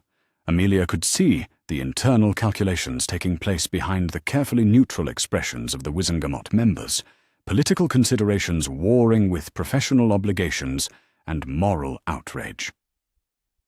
Minister Fudge, sitting in the observation section, reserved for government officials, looked distinctly uncomfortable as the implications of the testimony became clear. His political future was closely tied to Dumbledore's reputation, and the systematic destruction of that reputation was creating uncertainties that extended far beyond this particular case. But Amelia was far from finished with her presentation. "Senior Aura Kingsley Shacklebolt," she called, "please present your findings regarding the financial aspects of Mr. Potter's care and the documentation that should have been maintained regarding his welfare." Kingsley stepped forward with the measured dignity that had made him one of the most respected investigators in the ministry, his testimony carrying special weight due to his reputation for absolute impartiality. "The investigation of financial records," he said, "reveals that substantial sums were withdrawn from the Potter family vault at Gringotts Bank for Mr. Potter's care and education. These withdrawals totaled over 50,000 galleons across the 8 years of his residence with the Dursley family. He gestured to the financial documents floating in the air above the chamber, their precise figures clearly visible to all assembled members. However, the physical evidence of Mr. Potter's living conditions, including his obvious malnutrition, inappropriate clothing, and complete ignorance of basic magical concepts, demonstrates that these funds were never used for their intended purpose. The money designated for his care disappeared without providing any apparent benefit to his welfare or education. Dumbledore's expression remained carefully neutral, but Amelia noticed the slight tightening around his eyes that suggested this particular revelation had struck home. The financial evidence was concrete and verifiable in ways that magical theory might not be, and it painted a picture of systematic misappropriation of resources intended for Harry's benefit. More troubling still, Kingsley continued, is the complete absence of documentation regarding Mr. Potter's placement and ongoing welfare. Standard procedures for child placement require regular monitoring reports, educational assessments, and welfare checks conducted by qualified social workers. None of these documents exist in ministry files, suggesting that proper oversight was never established or maintained. The implications were staggering from both legal and moral perspectives. Not only had Harry Potter been placed in an abusive situation, but the magical authorities had failed to maintain even basic documentation that might have revealed his suffering and allowed for intervention before permanent damage was done. Amelia returned to the prosecutor's podium, her expression grave, as she prepared to present the most damaging evidence of all. The pattern of evidence demonstrates not simple negligence, but a deliberate conspiracy to conceal Mr. Potter's true living conditions while systematically destroying his physical and psychological development. Someone wanted Harry Potter to be weak, compliant, and grateful for whatever minimal care he received. She paused, allowing her words to resonate through the chamber before delivering the conclusion that would either vindicate her investigation or end her career. The evidence points to a calculated effort to break Mr. Potter's spirit and ensure his complete dependence on the very people who were supposed to be protecting him. This was not protection.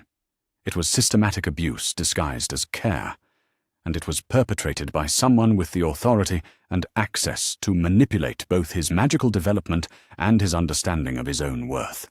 Dumbledore finally rose from the defendant's table, his considerable presence filling the chamber as he prepared to respond to the devastating accusations that had been leveled against him. The gravity of the situation was evident in every line of his aged face, and even his most devoted supporters could see that this was not a man confident in his ability to refute the charges against him. "Madam Bones," he said, his voice carrying the weight of his considerable years and experience, "I do not dispute that Harry Potter suffered during his time with the Dursley family. But you must understand the broader context of the decisions that were made regarding his care and protection." He gestured broadly, encompassing the entire chamber and, by extension, the magical world beyond its walls. The defeat of Voldemort created unprecedented circumstances that required unprecedented measures. Harry Potter was not simply another child in need of care, but a symbol of hope, whose very existence threatened the stability of our society. The protection afforded by his mother's sacrifice was irreplaceable, regardless of the personal cost to him. Amelia's response was immediate and fierce, her professional composure barely containing her outrage at this attempted justification. "Professor Dumbledore," she said, her voice cutting through the chamber like a blade, "are you seriously suggesting that systematic child abuse was an acceptable price to pay for symbolic protection that our own experts have demonstrated was both unnecessary and ineffective?" The confrontation between them crackled with tension, representing not just a personal conflict, but a fundamental disagreement about the values that should guide magical society. Dumbledore represented the old approach of powerful individuals making decisions for the greater good, while Amelia championed the principle that law and justice applied equally to everyone, regardless of their status or reputation. "I am suggesting," Dumbledore replied carefully, that the decisions made regarding Harry's placement were based on the best information available at the time and the most pressing need to ensure his physical survival in a world where many would have wished him harm. But his defense rang hollow in the face of the overwhelming evidence that had been presented. The financial misappropriation, the lack of proper monitoring, the sophisticated magical abuse, and the availability of superior protection alternatives all pointed toward a pattern of systematic negligence that could not be explained away by appeals to extraordinary circumstances. Master Ravenclaw stepped forward again, her academic authority lending additional weight to her rebuttal of Dumbledore's claims. "Professor," she said, with crisp precision, "your argument might carry weight if the blood protection had been properly maintained and monitored, but our analysis demonstrates that the protections failed within the first year of Harry's placement due to the systematic abuse he suffered. He has been living without effective magical protection for most of his childhood, making your entire justification meaningless." The chamber erupted in surprised murmurs as the full implications of this testimony became clear. Not only had Harry suffered unnecessary abuse, but that abuse had actually destroyed the very protection it was supposed to maintain. The circular logic of Dumbledore's defense collapsed under the weight of expert analysis and objective evidence. Amelia seized on this moment of revelation to drive home the central point of her case. The evidence demonstrates that Professor Dumbledore's decisions regarding Harry Potter were not based on sound magical theory or proper child welfare principles, she said, her voice carrying clearly to every corner of the chamber. They were based on a fundamental misunderstanding of protection magic, combined with a willingness to sacrifice a child's well-being for political and symbolic considerations. She gestured to the medical evidence still floating above the chamber, its stark documentation of abuse serving as a constant reminder of the human cost of the decisions they were examining. Harry Potter was treated not as a child deserving of care and protection, but as a tool to be shaped and controlled for purposes that served everyone except him. This is not protection. It is exploitation of the worst possible kind. The political implications of her words were enormous, challenging not just Dumbledore's personal reputation, but the entire power structure of magical Britain. If someone of Dumbledore's stature could systematically abuse and neglect the most famous child in their society, what did that say about the institutions that had allowed such abuse to continue unchecked? Chief Warlock Longbottom called for order as the murmurs in the chamber grew louder, but Amelia could see that the momentum of the case had shifted decisively in her favor. The evidence was simply too overwhelming and too well documented for political considerations to override the demands of justice. Dr. Patricia Clearwater stepped forward to present the final element of the prosecution's case, her medical expertise lending additional authority to the already devastating presentation. "The psychological evaluation of Mr. Potter," she said, "reveals trauma patterns consistent with systematic conditioning designed to destroy his sense of self-worth and create complete dependence on adult authority figures." She gestured to charts showing Harry's responses to various therapeutic interventions, the data painting a picture of psychological damage that would require years to fully address. The magical suppression bindings were coordinated with emotional abuse to create artificial psychological vulnerabilities that made him incapable of questioning his treatment or demanding better care. This level of sophisticated psychological manipulation requires advanced knowledge and long-term access to the victim. The implication was clear. Someone with intimate knowledge of child psychology and magical theory had systematically destroyed Harry Potter's emotional development while claiming to protect him. The scope of the betrayal was almost incomprehensible, involving not just neglect, but active participation in psychological torture. As the medical testimony concluded, Amelia prepared to present her final argument to the Wizengamot. "The evidence before you today," she said, "demonstrates that Harry Potter was the victim of a conspiracy that involved criminal negligence, financial misappropriation, systematic abuse, and deliberate concealment of his true circumstances. The responsibility for these crimes extends to the highest levels of our magical government and educational institutions.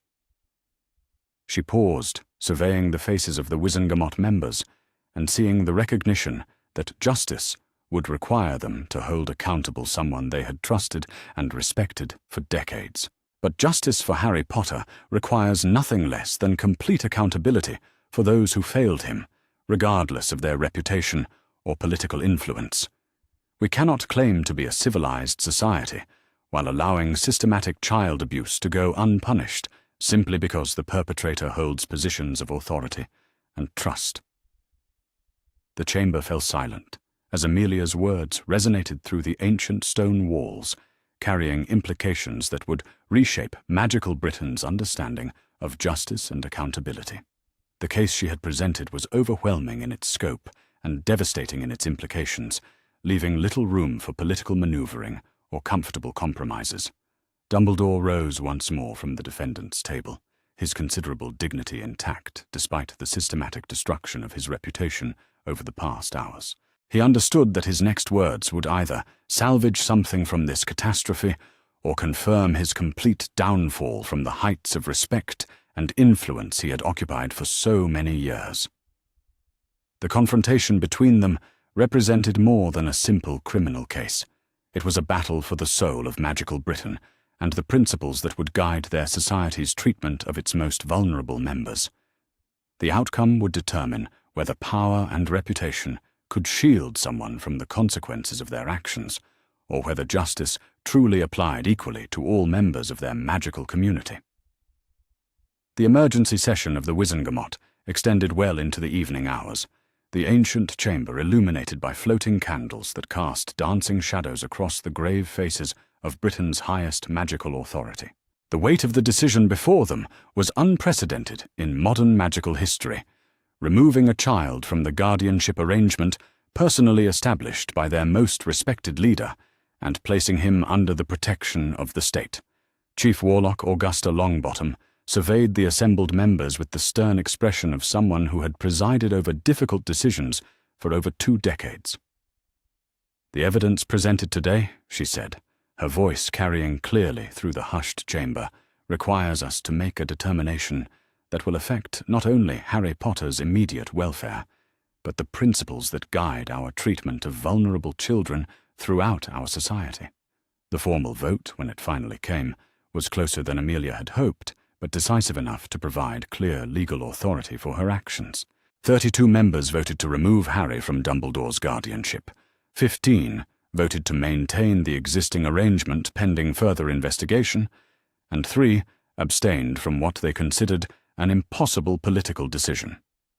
But the narrow margin of victory carried its own complications, as it suggested that significant portions of the magical establishment remained reluctant to fully accept the implications of the evidence that had been presented. Amelia understood that her authority to act as Harry's guardian would face ongoing challenges and political pressure from those who preferred the comfortable certainties of established power structures. The formal custody order was signed with elaborate ceremony befitting the gravity of the moment, but Amelia felt no satisfaction at her legal victory. Harry Potter remained a traumatized child whose recovery would require years of patient care, and the political battle surrounding his case was far from over. Justice had been served in the narrow legal sense, but true healing would require much more than courtroom victories. As the Wizengamot members filed out of the chamber, many avoiding eye contact with either Amelia or Dumbledore, she found herself facing the enormous responsibility she had fought so hard to obtain. Harry Potter was now officially under her care and protection, an arrangement that would transform both of their lives in ways she could barely begin to imagine. The return journey to St. Mungo's Hospital felt surreal after the intensity of the legal proceedings, but Amelia knew that Harry would be anxiously waiting for news about his future. The boy had been excluded from the formal hearings due to his age and psychological condition, but he understood enough about the proceedings to know that his entire future hung in the balance. She found him in the hospital's children's ward, sitting by a window that overlooked the bustling streets of magical London. His physical appearance had improved dramatically during his weeks of medical care. Proper nutrition, replacing the gaunt malnutrition that had shocked her during their first encounter. But his eyes still carried the wariness of someone who had learned not to trust in good fortune or adult promises. "Harry," she said gently, settling into the chair beside his bed, "I have news about the legal proceedings. The Wizengamot has ruled that you will not be returning to the Dursley family, and they've granted me temporary custody while we determine the best long-term arrangements for your care." His reaction was carefully controlled, revealing the sophisticated emotional defenses he had developed during years of systematic disappointment. "Does that mean I'll be living with you?" he asked, his voice neutral in a way that spoke volumes about his learned reluctance to express hope or preference about his future. Amelia's heart clenched at the careful way he phrased the question, avoiding any suggestion that he might actually want such an arrangement. "If you're comfortable with that idea," she said, "yes, it means you'll be living with my family while we work on your recovery and education. You'll have your own room, regular meals, and the opportunity to learn about the magical world that should have been part of your life from the beginning." Harry's response was a long silence as he processed this information, clearly trying to identify the hidden costs or conditions that his experience had taught him to expect from adult promises. "What will I need to do to earn my place there?" he finally asked, his matter-of-fact tone breaking Amelia's heart with its implications. The question revealed the depth of psychological conditioning he had endured, the systematic destruction of his sense of inherent worth that made him view basic care as something that needed to be earned through performance or compliance. Amelia understood that addressing this mindset would be one of the most crucial aspects of his healing process. "Harry," she said firmly, "you don't need to do anything to earn your place in our family, except be yourself and work on getting better. Children deserve care and protection simply because they exist, not because they perform tasks or meet adult expectations. That's going to be a difficult concept for you to accept after what you've been through, but it's one of the most important things you'll need to learn." His confusion was evident in his expression, as if she were speaking a foreign language that he couldn't quite comprehend. The idea that he might have inherent worth independent of his usefulness to adults was so foreign to his experience that it challenged his entire understanding of how relationships functioned. Dr. Patricia Clearwater joined them as they discussed the practical arrangements for Harry's transition to Amelia's home, her professional expertise invaluable for navigating the complex psychological implications of such a major change in his living situation. "The trauma patterns we've identified," she explained to Amelia, "mean that Harry will likely test the boundaries of your patience and commitment repeatedly as his mind tries to process the possibility that this placement might be different from his previous experience." She turned to address Harry directly, her tone gentle but honest about the challenges ahead. "You've learned to protect yourself by expecting the worst from adult relationships," she said. "That's been a useful survival strategy, but it's going to make it difficult for you to accept genuine care and affection when it's offered. We'll work together to help you understand the difference between people who want to use you and people who genuinely want what's best for you." The psychological complexity of Harry's recovery was daunting, but Amelia felt more prepared for the challenge after weeks of working with the medical team to understand his specific needs and trauma responses. The systematic abuse he had endured required specialized therapeutic approaches that would need to be integrated into his daily life and educational development. The transition to Amelia's home was planned with careful attention to Harry's psychological state and the need to avoid overwhelming him with too many changes at once. Her house in Wizarding London had been modified to include security measures appropriate for someone of Harry's fame and vulnerability, but also to create an environment that felt welcoming rather than institutional. Susan Bones, Amelia's niece, who lived with her following her parents' deaths in the war against Voldemort, had been carefully prepared for Harry's arrival and the unique challenges it would present. At 11 years old, She was close enough to Harry's age to potentially serve as a bridge to normal childhood relationships, but also mature enough to understand the sensitivity of his situation. The first evening at Bones Manor was carefully orchestrated to provide Harry with structure and predictability while introducing him to the rhythms of a functional magical household.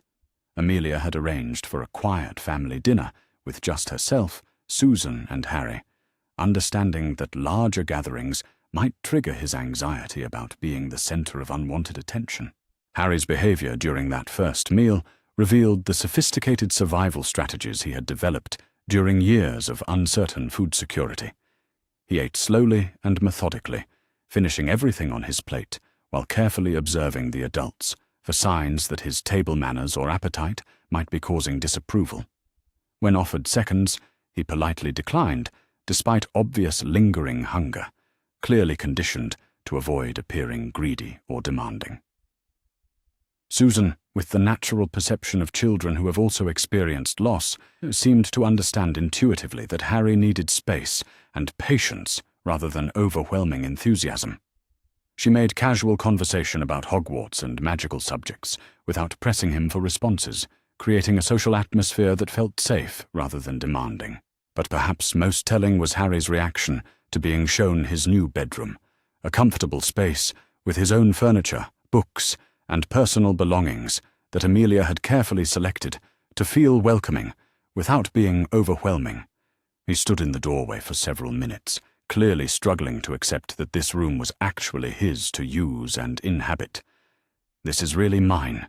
he asked finally, his voice carrying a wonder that was heartbreaking in its implications. "I don't have to share it with anyone, or earn the right to sleep here." Amelia's response was gentle but firm, establishing the fundamental principle that would guide their relationship going forward. "This is your room, Harry," she said. "It belongs to you for as long as you want to live here, and there are no conditions or requirements attached to that.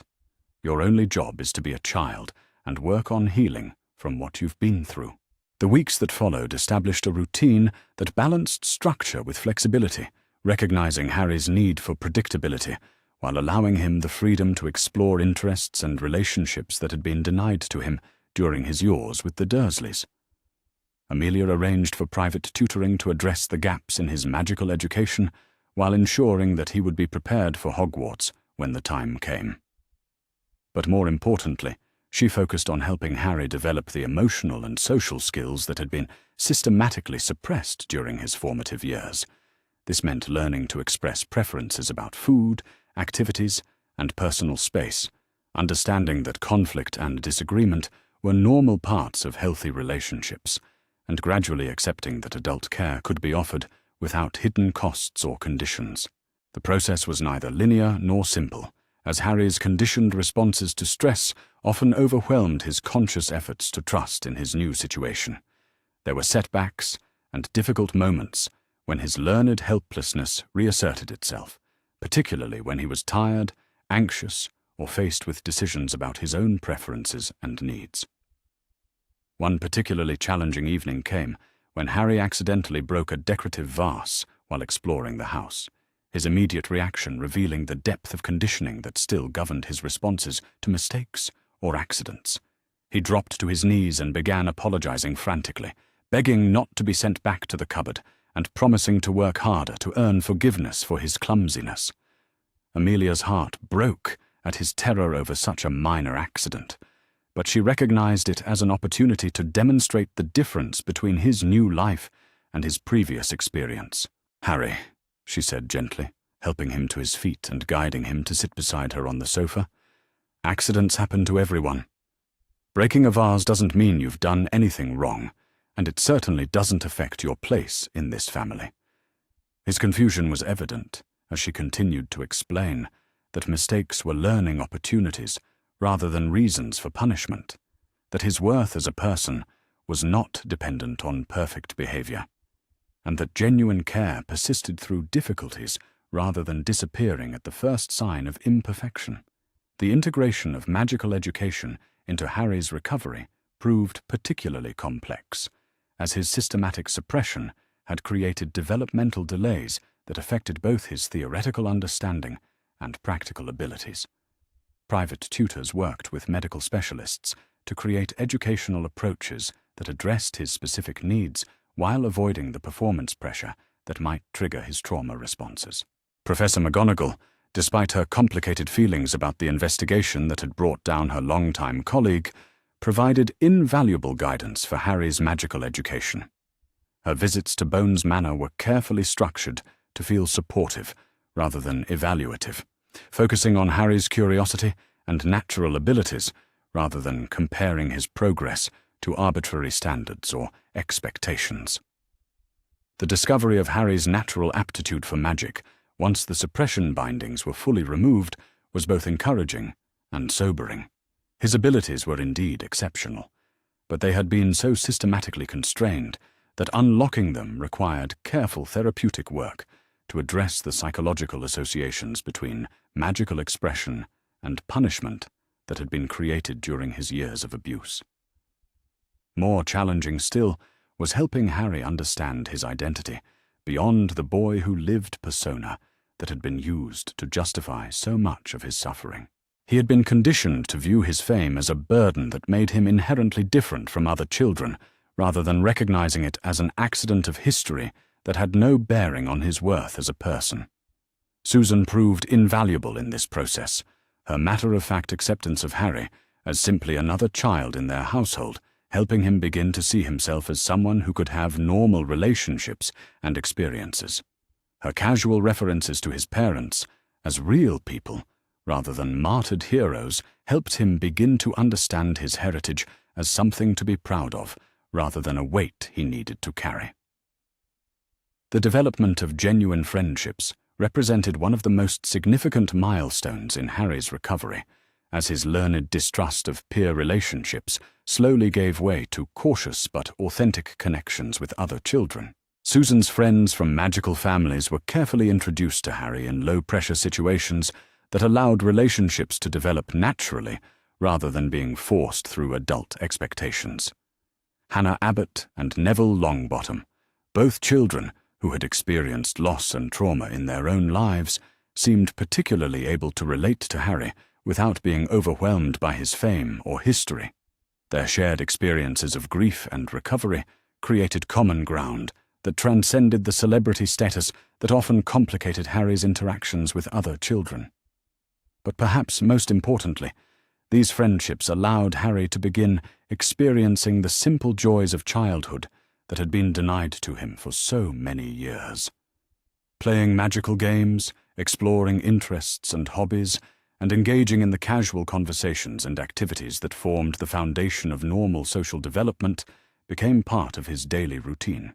The legal and political ramifications of Harry's case continued to unfold throughout his first months at Bones Manor, as the systematic investigation of Dumbledore's actions revealed additional evidence of institutional failures that extended far beyond one child's mistreatment. But Amelia was careful to shield Harry from most of these developments, understanding that his recovery required focus on healing rather than continued immersion in the trauma of his past. Dr. Clearwater's weekly therapy sessions provided essential support for both Harry and Amelia as they navigated the complex process of building trust and establishing healthy relationship patterns. The sessions addressed not only Harry's trauma responses, but also Amelia's need to understand how her parenting approach could support his healing while maintaining appropriate boundaries and expectations. The transformation in Harry's demeanor and outlook was gradual, but unmistakable to those who knew him well. The hypervigilant wariness that had characterized his early weeks in medical care slowly gave way to cautious optimism and genuine curiosity about his future. He began asking questions about Hogwarts, expressing interest in particular subjects and activities, and even making tentative plans for experiences he hoped to have. Most significantly, he began to show flashes of the humor and spirit that his parents had been known for, personality traits that had been systematically suppressed during his years of abuse, but were gradually re-emerging as he felt safer and more secure. His quick wit and natural intelligence, freed from the constant fear of punishment for showing off or standing out, began to shine through in his conversations and interactions. The approaching start of the Hogwarts school year represented both an opportunity and a challenge for Harry's continued development. The school would provide educational and social opportunities that were essential for his growth, but it would also expose him to the broader magical world and the political controversies surrounding his case. Amelia spent considerable time preparing Harry for the realities of attending Hogwarts under the current circumstances, helping him understand that his experience would be different from that of other students, but ensuring that he felt confident in his ability to handle whatever challenges might arise. The institutional changes that had resulted from his case would provide additional protections, but ultimately his success would depend on the personal strength and resilience he had developed during his recovery. As summer drew to a close and preparations for Hogwarts began in earnest, both Amelia and Harry felt ready for the next phase of his journey toward healing and normalcy. The legal battles had been won, the immediate safety concerns had been addressed, and the foundation for long-term recovery had been established through months of patient therapeutic work. But most importantly, Harry had begun to understand that he was valued and loved for who he was, rather than what he represented, that his future was his own to shape, rather than something determined by others' expectations or agendas, and that the magical world could offer him opportunities for growth and happiness rather than simply additional forms of exploitation or abuse. The boy who would soon board the Hogwarts Express was fundamentally different from the traumatized child who had fled Privet Drive months earlier, not because his past had been erased, but because he had learned to see it as something that had happened to him, rather than something that defined his essential nature or determined his future possibilities. The discovery of Harry Potter's systematic abuse had opened a door that revealed corruption extending far beyond a single case of child endangerment. Amelia Bones sat in her expanded investigation headquarters, surrounded by evidence that painted a disturbing picture of institutional manipulation spanning decades of Dumbledore's leadership in magical Britain. Senior Auror Kingsley Shacklebolt entered the room, carrying yet another file of damning evidence, his expression grim with the implications of what they continued to uncover. "The Longbottom case files make for disturbing reading," he reported, placing the thick folder on the conference table, already groaning under the weight of accumulated documentation. Frank and Alice Longbottom's will was sealed immediately after their incapacitation, with Dumbledore claiming emergency guardianship powers over their son, Neville. Amelia looked up from the financial records she had been reviewing, her monocle catching the light as she focused on this new revelation. The parallels to Harry's situation were immediately apparent, and she felt her anger building at the systematic pattern of manipulation that was emerging from their investigation. "What were the terms of the original will?" she asked, though she suspected she already knew the answer, given what they had discovered about Dumbledore's other interventions in family affairs. Kingsley opened the file and consulted his notes, his voice carrying the careful precision of someone documenting evidence for eventual prosecution. Frank and Alice had designated Augusta Longbottom as Neville's primary guardian, with specific instructions that he should be raised within the magical community and educated about his heritage from an early age. They also established a trust fund for his care and education that was separate from the family vault. The contrast with Neville's actual upbringing was stark and troubling.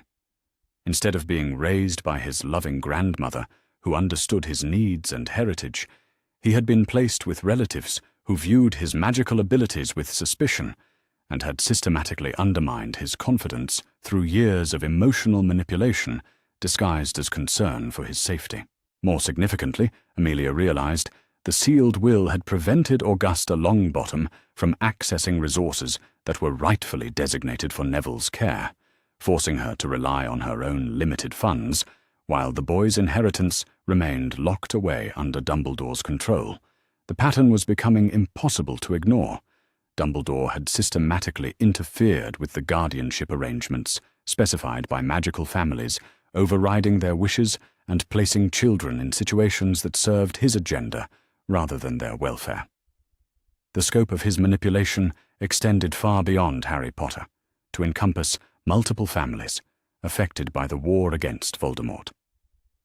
Healer Patricia Clearwater arrived as they were discussing the Longbottom revelations, carrying medical files that would add another layer of disturbing evidence to their expanding case. "The psychological evaluation of Neville Longbottom," she said, her professional composure barely concealing her outrage, "reveals trauma patterns consistent with systematic emotional manipulation and deliberate suppression of his magical confidence." She placed the files on the table alongside the growing mountain of evidence, each document representing another failure of the systems that were supposed to protect vulnerable children. The magical suppression techniques used on Neville were different from those applied to Harry Potter, but they served the same function, creating compliant, insecure children who would be grateful for minimal adult approval and unlikely to question authority figures. But perhaps most damning of all was the discovery that Neville's magical development had been artificially constrained through subtle spell work that made him appear less capable than his natural abilities would suggest. Someone with access to Hogwarts and advanced magical knowledge had been systematically undermining his education and self-confidence for years. The implications extended beyond individual cases of abuse to encompass a systematic program of manipulation affecting multiple children from prominent magical families. Dumbledore had positioned himself as the ultimate authority on child welfare while using that authority to shape young minds according to his own vision of what the magical world needed. Cornelius Weatherby from the Department of International Magical Cooperation brought additional evidence that expanded their understanding of Dumbledore's influence beyond British borders. The correspondence files from his office, he reported, reveal a pattern of interference in magical education and child placement policies across Europe. He used his reputation and political influence to override local authorities and impose his own preferred solutions to complex family situations. The international scope of Dumbledore's manipulation was staggering, suggesting a level of systematic control over vulnerable populations that bordered on criminal conspiracy. His influence extended through educational institutions, government agencies, and charitable organizations, creating a network of power that had operated without oversight or accountability for decades. But the most shocking revelation was still to come. Master Cursebreaker William Weasley had been analyzing the magical signatures found in various pieces of evidence, and his findings revealed connections that transformed their understanding of the scope of Dumbledore's activities. "The magical trace analysis," he said, his voice heavy with the implications of his discoveries, indicates that the same individual who applied the suppression bindings to Harry Potter was also responsible for similar work on at least 6 other children over the past 15 years. The magical signature is consistent across all cases, suggesting a single practitioner with advanced knowledge and systematic access to the victims. The conference room fell silent as the full implications of this revelation sank in. They were not investigating isolated incidents of poor judgment or even criminal negligence, but evidence of a systematic program of magical abuse targeting multiple children from influential families. The scope and sophistication of the operation suggested to planning and coordination that extended far beyond individual decisions made in crisis situations. Amelia felt her professional composure cracking under the weight of what they had uncovered. The man who had been revered as the greatest defender of magical children had been systematically abusing them while using his reputation and authority to prevent detection or intervention. The betrayal was so complete and devastating that it challenged the fundamental assumptions upon which their entire society was built. The political ramifications were equally staggering. Dumbledore's influence extended through every major institution in magical Britain, from the Ministry of Magic to Hogwarts School to the Wizengamot itself.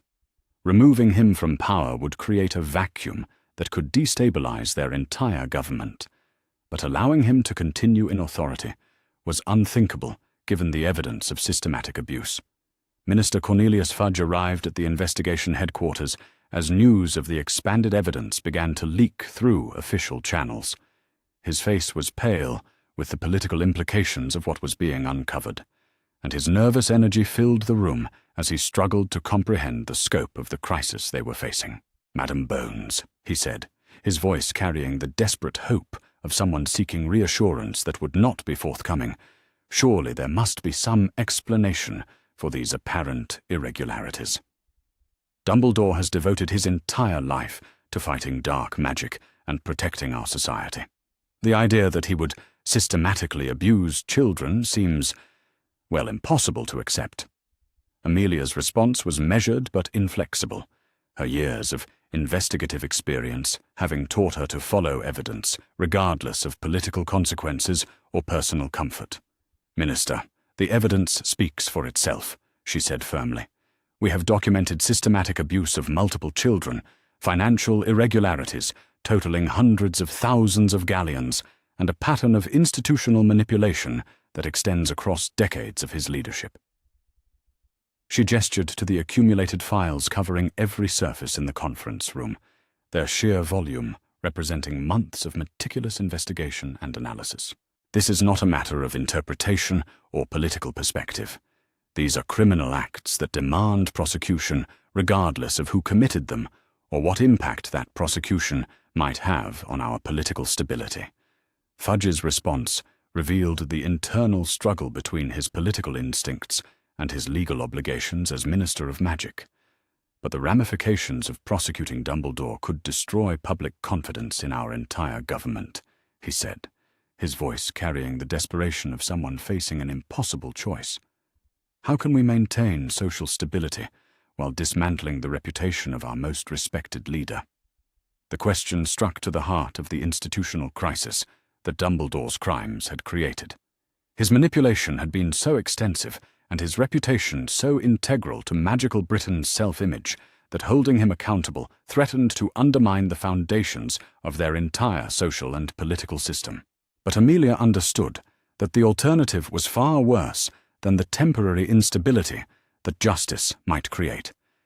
If we allow systematic child abuse to go unpunished because the perpetrator holds positions of authority and influence, she said, we will have abandoned the principles that make our society worth preserving. The children who trusted us to protect them deserve better than political expedients and comfortable lies. The confrontation between them represented the fundamental tension between justice and political stability that would define how magical Britain responded to the crisis. Fudge represented the old approach of protecting institutions at the expense of individuals, while Amelia championed the principle that law and accountability must apply equally to everyone, regardless of their status or reputation.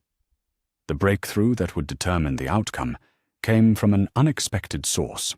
Goblin liaison Griphook from Gringotts Bank arrived with financial records that revealed the full scope of Dumbledore's misappropriation of funds intended for child welfare and education. The vault analysis, he said in his precise, business-like tone, reveals systematic theft from multiple family accounts over a period of 23 years. The total amount misappropriated exceeds 2 million galleons, with funds being transferred to accounts controlled by various charitable organizations under Dumbledore's direct supervision. The financial evidence was concrete and irrefutable in ways that magical theory and psychological analysis might not be for a jury uncertain about complex theoretical concepts. Theft was a crime that everyone could understand, and the scale of Dumbledore's financial misconduct was staggering even by the standards of their investigation. But more damning still was the discovery of how those stolen funds had been used. Instead of supporting the children and families they were supposedly intended to help, the money had financed political activities and institutional influence campaigns that expanded Dumbledore's power while weakening oversight mechanisms that might have detected his abuse. The evidence painted a picture of systematic corruption that extended far beyond individual cases of poor judgment to encompass a coordinated effort to reshape magical Britain according to Dumbledore's personal vision. He had used his reputation as a protector of children to gain access to vulnerable victims, while simultaneously using stolen resources to prevent accountability and maintain his influence. Dr. Patricia Clearwater's psychological profile of Dumbledore based on his documented behavior patterns and the systematic nature of his crimes, provided crucial insight into the mindset that had enabled such extensive manipulation. The analysis suggests a sophisticated understanding of psychological manipulation, combined with a genuine belief that his actions were justified by larger considerations of social stability and the greater good, she reported. She paused, consulting her notes before delivering the most chilling aspect of her assessment. This combination of technical skill and moral certainty creates a particularly dangerous form of criminal behavior, because the perpetrator genuinely believes they are acting in everyone's best interests, even while causing systematic harm to vulnerable individuals. The abuse becomes rationalized as a necessary sacrifice for larger goals. The psychological profile explained how Dumbledore had maintained his public reputation while engaging in systematic abuse over decades. His genuine commitment to fighting dark magic and his personal charisma had provided cover for crimes that might have been detected if committed by someone less skilled at managing public perception and institutional relationships. As the scope of evidence continued to expand, Amelia began coordinating with international magical law enforcement agencies to address the cross-border implications of Dumbledore's activities. His influence had extended throughout the magical world, and achieving justice would require cooperation from authorities who had previously viewed him as an ally and respected colleague. The responses from international agencies revealed that similar patterns of manipulation and abuse had been noted in other countries, but had never been investigated due to Dumbledore's reputation and political influence. The systematic nature of his criminal behavior was becoming apparent on a global scale, with implications that extended far beyond British magical society. Meanwhile, the immediate practical question of removing Dumbledore from his positions of authority required careful coordination to prevent the institutional chaos that might result from suddenly eliminating someone so integral to multiple organizations. Emergency succession plans needed to be activated at Hogwarts, the Wizengamot, and various charitable foundations that would need new leadership. Professor McGonagall, despite her complicated personal feelings about the investigation that had revealed her colleagues' crimes, provided essential cooperation in managing the transition at Hogwarts. Her professional integrity and administrative competence made her the natural choice for interim leadership, though she clearly struggled with the personal betrayal represented by Dumbledore's systematic abuse of the children they were supposed to protect. The formal charges, when they were finally filed, encompassed multiple categories of criminal behavior that reflected the comprehensive scope of Dumbledore's activities: conspiracy to endanger children, systematic financial theft, abuse of office, obstruction of justice, and magical assault represented only the most serious offenses in what would become the largest criminal case in modern magical history. But perhaps most significantly, the charges included violations of international treaties regarding child welfare and educational standards, crimes that would require prosecution in multiple jurisdictions and could result in sentences that extended far beyond what any single magical court could impose. The political earthquake that followed the formal filing of charges was immediate and devastating. Dumbledore's supporters in the ministry, at Hogwarts, and throughout magical society struggled to reconcile their personal loyalty with the overwhelming evidence of systematic criminal behavior. Many chose to maintain their support despite the evidence, creating political divisions that would reshape magical Britain for years to come. But the evidence was simply too comprehensive and well documented for political considerations to override legal obligations. The investigation had been conducted with meticulous attention to procedure and evidence standards, making it virtually impossible for Dumbledore's supporters to challenge the findings on technical grounds. The arrest, when it finally came, was conducted with the dignity befitting someone who had once been their most respected leader, but also with the security appropriate for someone accused of systematic crimes against vulnerable populations. Dumbledore's cooperation with the legal process was complete and courteous, though his expression revealed little about his internal response to the collapse of everything he had built over decades of careful manipulation. As the dust began to settle from the immediate crisis, Amelia found herself reflecting on the broader implications of what they had uncovered. The systematic abuse of children by someone in ultimate authority had revealed fundamental weaknesses in their institutional safeguards and oversight mechanisms that would need to be addressed to prevent similar tragedies in the future. But more immediately, she remained focused on the victims whose suffering had been systematically concealed and enabled by institutional corruption. Harry Potter's case had opened the door to justice for multiple children whose voices had been silenced by those who claimed to protect them, and ensuring their recovery and future safety remained her highest priority. The investigation that had begun with one homeless child on the streets of London had revealed corruption that challenged the foundations of magical British society. But it had also demonstrated that justice was possible even against the most powerful figures, and that systematic abuse could not be hidden forever behind reputation and institutional authority. The long work of institutional reform and victim recovery lay ahead, but the principle had been established that law and accountability applied to everyone, regardless of their status or influence. Harry Potter and the other children who had suffered under Dumbledore's manipulation would finally receive the justice they deserved, and the magical world would begin the difficult process of rebuilding trust in the institutions that were supposed to protect its most vulnerable members. The Great Hall of the Ministry of Magic had been transformed into the largest courtroom in magical Britain's history, its soaring ceiling enchanted to accommodate the unprecedented number of observers, journalists, and legal officials required for what the Daily Prophet was calling the trial of the century. Every seat was filled with additional galleries conjured to handle the overflow of citizens who had demanded the right to witness justice being served against their former hero. Amelia Bones stood at the prosecution table, her formal robes bearing the gold insignia of the Department of Magical Law Enforcement, surrounded by the team of investigators and legal experts who had spent months building the most comprehensive criminal case in modern magical history. Behind her, the evidence they had gathered filled an entire wall of the courtroom, a visual testament to the systematic abuse and corruption they were prepared to prove. At the defendant's table sat Albus Dumbledore, no longer the grandfatherly figure whose twinkling eyes had charmed generations of magical Britain, but a man whose reputation lay in ruins and whose legacy would forever be stained by the crimes documented in the thick files before the court.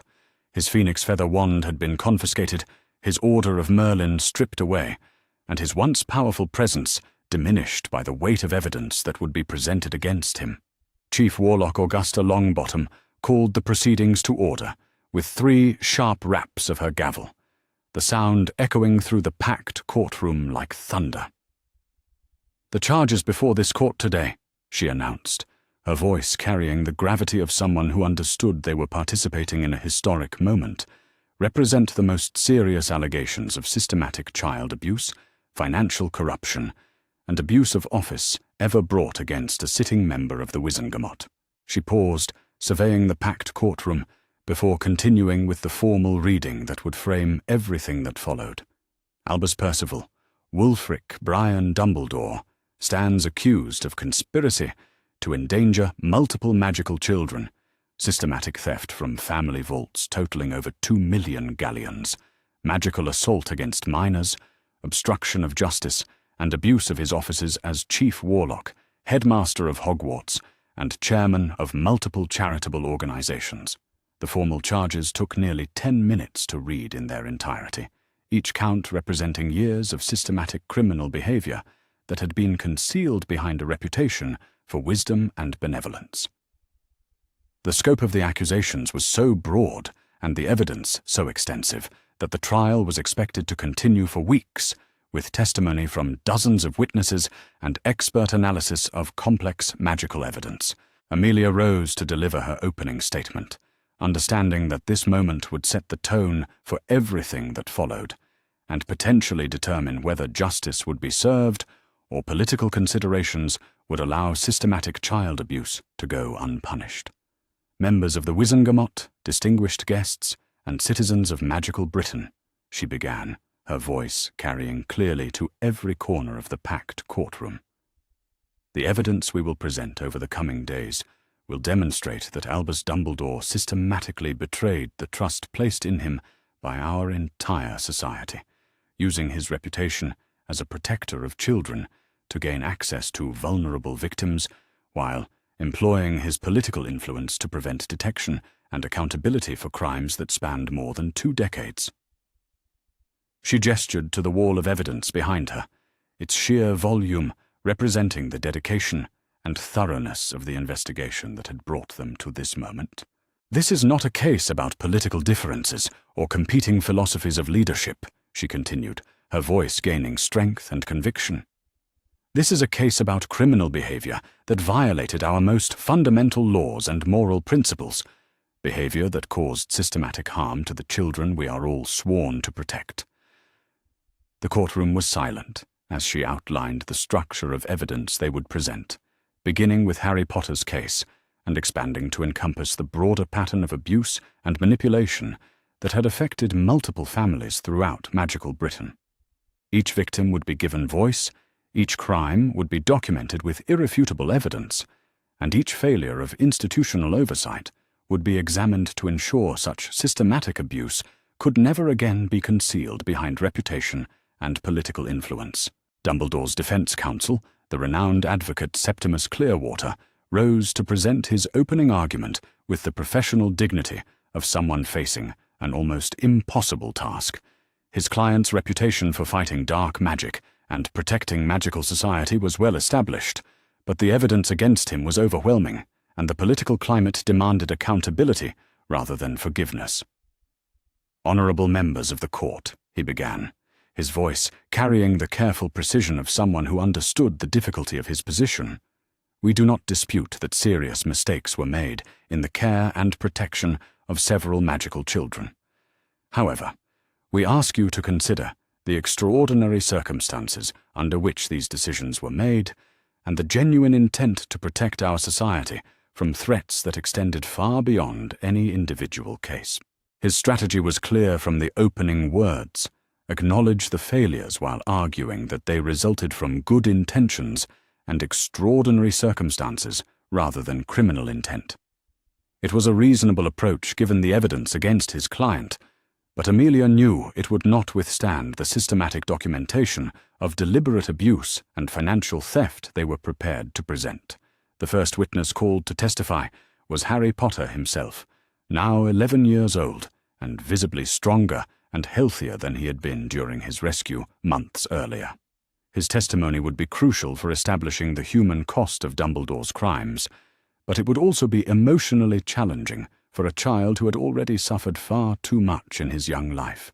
Amelia had spent weeks preparing Harry for this moment, working with Dr. Patricia Clearwater to ensure he understood his rights and felt supported throughout the process. The courtroom had been modified with privacy screens and comfort measures designed to minimize the trauma of public testimony, but speaking about his abuse in front of hundreds of observers would still be difficult. "Harry," she said gently as he settled into the witness chair, "I want you to tell the court about your life with the Dursley family, starting with your earliest memories and continuing until you fled their house and was found in London." His testimony was delivered in a clear, steady voice that carried no self-pity, but revealed the systematic nature of abuse he had endured for most of his childhood.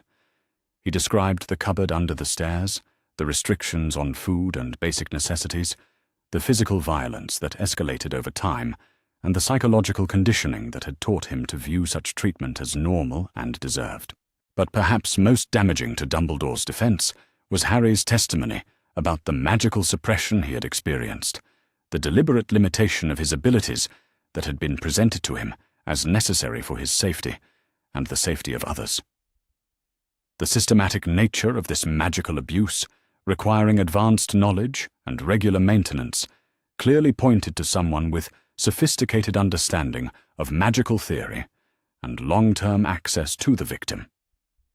The cross-examination by Dumbledore's counsel was handled with appropriate sensitivity for Harry's age and trauma history, but it also revealed the strength and clarity that proper care and therapeutic support had helped him develop. His responses were thoughtful and consistent, demonstrating that his testimony was based on genuine memory rather than suggestion or coaching by the prosecution. When asked directly about his feelings toward Dumbledore, Harry's response revealed the maturity and insight that had impressed everyone involved in his recovery. "I don't hate him," he said simply. "I'm sad that someone who was supposed to protect children chose to hurt them instead. I hope the court will make sure this doesn't happen to other kids." The impact of his testimony on the packed courtroom was profound and immediate. Many observers were visibly moved by his dignity and courage, while others seemed shocked by the systematic nature of abuse that had been concealed behind Dumbledore's reputation. The political implications were clear. Public opinion was shifting decisively against the defendant as the human cost of his crimes became undeniable. Dr. Patricia Clearwater followed Harry's testimony with expert analysis of the psychological abuse documented in his medical records, her clinical expertise providing scientific framework for understanding the systematic nature of his mistreatment. The magical suppression techniques used on Mr. Potter, she testified, required advanced knowledge of child psychology combined with sophisticated understanding of magical development and trauma responses. She gestured to detailed charts showing Harry's psychological state at various stages of his recovery, the data clearly demonstrating the extent of damage that had been inflicted through years of systematic abuse. This level of sophisticated psychological manipulation suggests deliberate intent to create specific trauma responses rather than accidental harm resulting from poor judgment or inadequate knowledge. The medical testimony continued with evidence from other victims whose cases had been uncovered during the expanded investigation, each adding another layer to the pattern of systematic abuse that Dumbledore had perpetrated while claiming to protect magical children. Neville Longbottom's case was particularly damaging, as it demonstrated that the abuse extended beyond Harry Potter to encompass multiple children from prominent magical families. Master Cursebreaker William Weasley provided technical testimony about the magical suppression bindings found on multiple victims, his expert analysis proving that they had been created by a single practitioner with advanced knowledge and institutional access. The magical signature analysis, he testified, definitively links these crimes to someone with intimate knowledge of Hogwarts's ward system and advanced training in magical theory, typically restricted to senior faculty or ministry officials. The financial evidence presented by Gringotts Bank representatives proved equally damaging, documenting systematic theft from family vaults and charitable organizations that had continued for over 20 years. Goblin records were notoriously accurate and difficult to dispute, making this aspect of the prosecution's case virtually unassailable regardless of other considerations. But perhaps most devastating of all was the testimony from Augusta Longbottom about the systematic interference with family wills and guardianship arrangements that had allowed Dumbledore to place children in situations that served his agenda rather than their welfare. Her personal authority and obvious grief at discovering how her grandson had been manipulated gave special weight to evidence that might otherwise have seemed like legal technicalities. The prosecution's case continued for days, each witness adding another piece to the overwhelming pattern of systematic criminal behavior that had been concealed behind Dumbledore's reputation and political influence. International experts testified about similar patterns of manipulation in other countries, while child welfare specialists provided context for understanding the long-term impact of the abuse on its victims. When Dumbledore finally took the witness stand in his own defense, the courtroom was packed beyond capacity, with observers eager to hear how he would attempt to justify the systematic abuse of children that had been documented in exhaustive detail. His appearance was dignified but subdued, lacking the commanding presence that had once made him the most influential figure in magical Britain. His testimony began with an acknowledgement of the harm that had been done, but quickly shifted to justifications based on extraordinary circumstances and the need to protect magical society from threats that extended far beyond individual welfare considerations. The decisions I made regarding Harry Potter and other children were never intended to cause harm, he said, his voice carrying echoes of his former authority, despite his diminished circumstances. I believed then, and I believe now, that the protection afforded by placing Harry with his blood relatives was essential for his survival and the survival of our entire magical community. The sacrifices required were regrettable, but they were necessary to prevent far greater tragedies that would have affected thousands of magical families.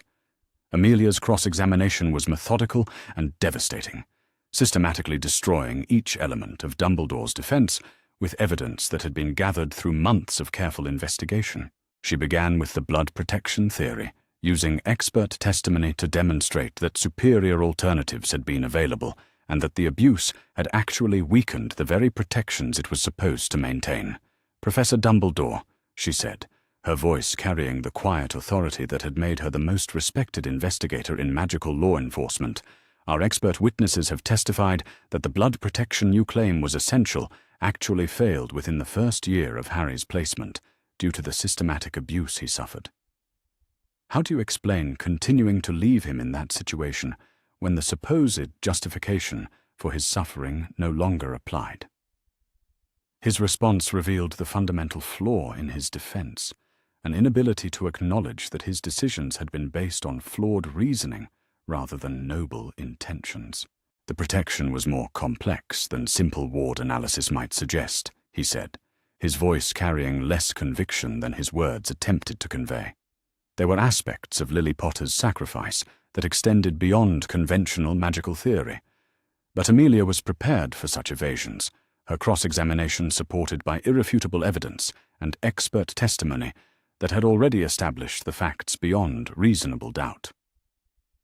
She moved systematically through each aspect of his criminal behavior, from the financial theft to the magical abuse to the systematic concealment of evidence that had allowed the crimes to continue undetected for decades.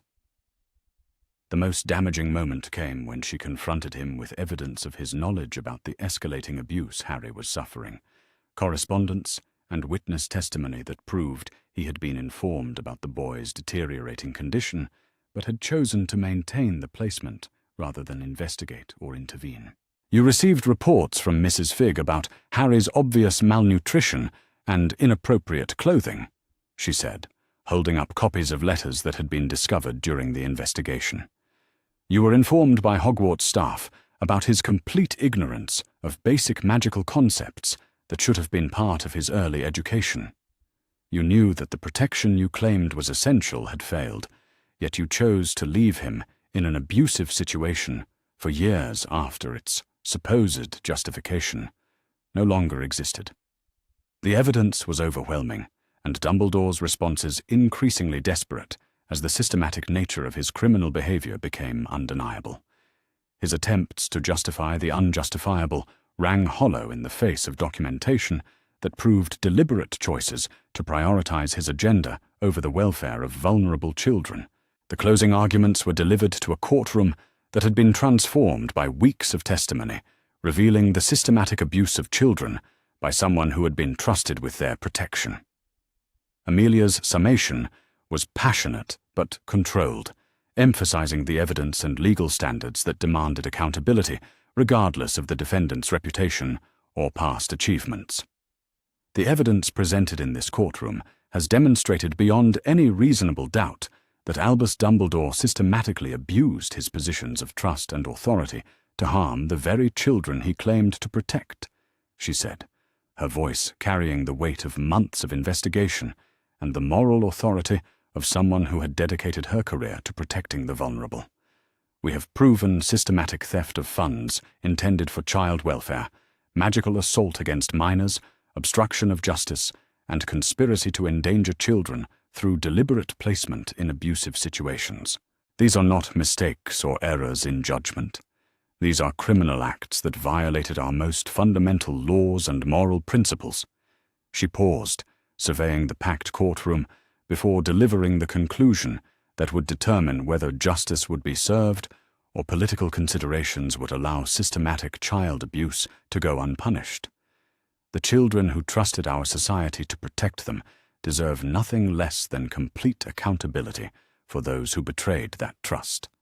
Justice demands that we hold Albus Dumbledore responsible for his crimes, regardless of his reputation or the political inconvenience his prosecution might create. The defense's closing argument was professional but unconvincing, hampered by the overwhelming weight of evidence and the systematic nature of the crimes that had been documented. Dumbledore's counsel made a final appeal for mercy based on his client's age and past service to magical society. But the argument felt hollow in the face of testimony from children whose lives had been systematically destroyed by someone they had trusted to protect them. The deliberation lasted 3 days, during which all of magical Britain waited to learn whether their justice system would hold accountable someone who had been their most revered leader.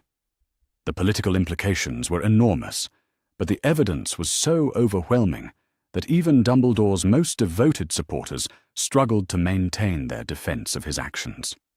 When the verdict was finally announced, the courtroom was packed beyond capacity, with observers who understood they were witnessing a historic moment that would reshape their society's understanding of justice and accountability. Chief Warlock Longbottom's voice carried clearly as she delivered the decision that had been reached by overwhelming majority vote. On the charge of conspiracy to endanger magical children, we find the defendant guilty. On the charges of systematic theft from family vaults and charitable organizations, we find the defendant guilty. On the charges of magical assault against minors, we find the defendant guilty. On the charges of obstruction of justice and abuse of office, we find the defendant guilty.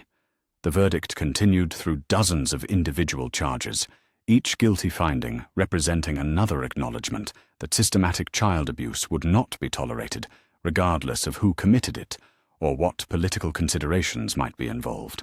The scope of Dumbledore's criminal behavior had been established beyond doubt, and justice would be served despite the political earthquake his prosecution had created. The sentencing hearing that followed was brief but decisive, reflecting the systematic nature of crimes that had affected multiple victims over more than 2 decades. The combination of magical assault, financial theft, and abuse of office warranted the maximum penalties available under magical law, sentences that would ensure Dumbledore would never again have the opportunity to harm vulnerable children. As the former Chief Warlock was led from the courtroom to begin serving multiple life sentences in Azkaban prison, the packed gallery remained silent in recognition of the historic moment they had witnessed. Justice had been served for Harry Potter and the other children, whose voices had finally been heard after years of systematic abuse and institutional failure. The trial had demonstrated that even the most powerful figures in their society were subject to the same laws that governed everyone else, and that systematic child abuse would not be tolerated regardless of the political inconvenience or social disruption that accountability might create. The long work of institutional reform and victim recovery lay ahead, but the principle had been established that justice applied equally to all members of their magical community.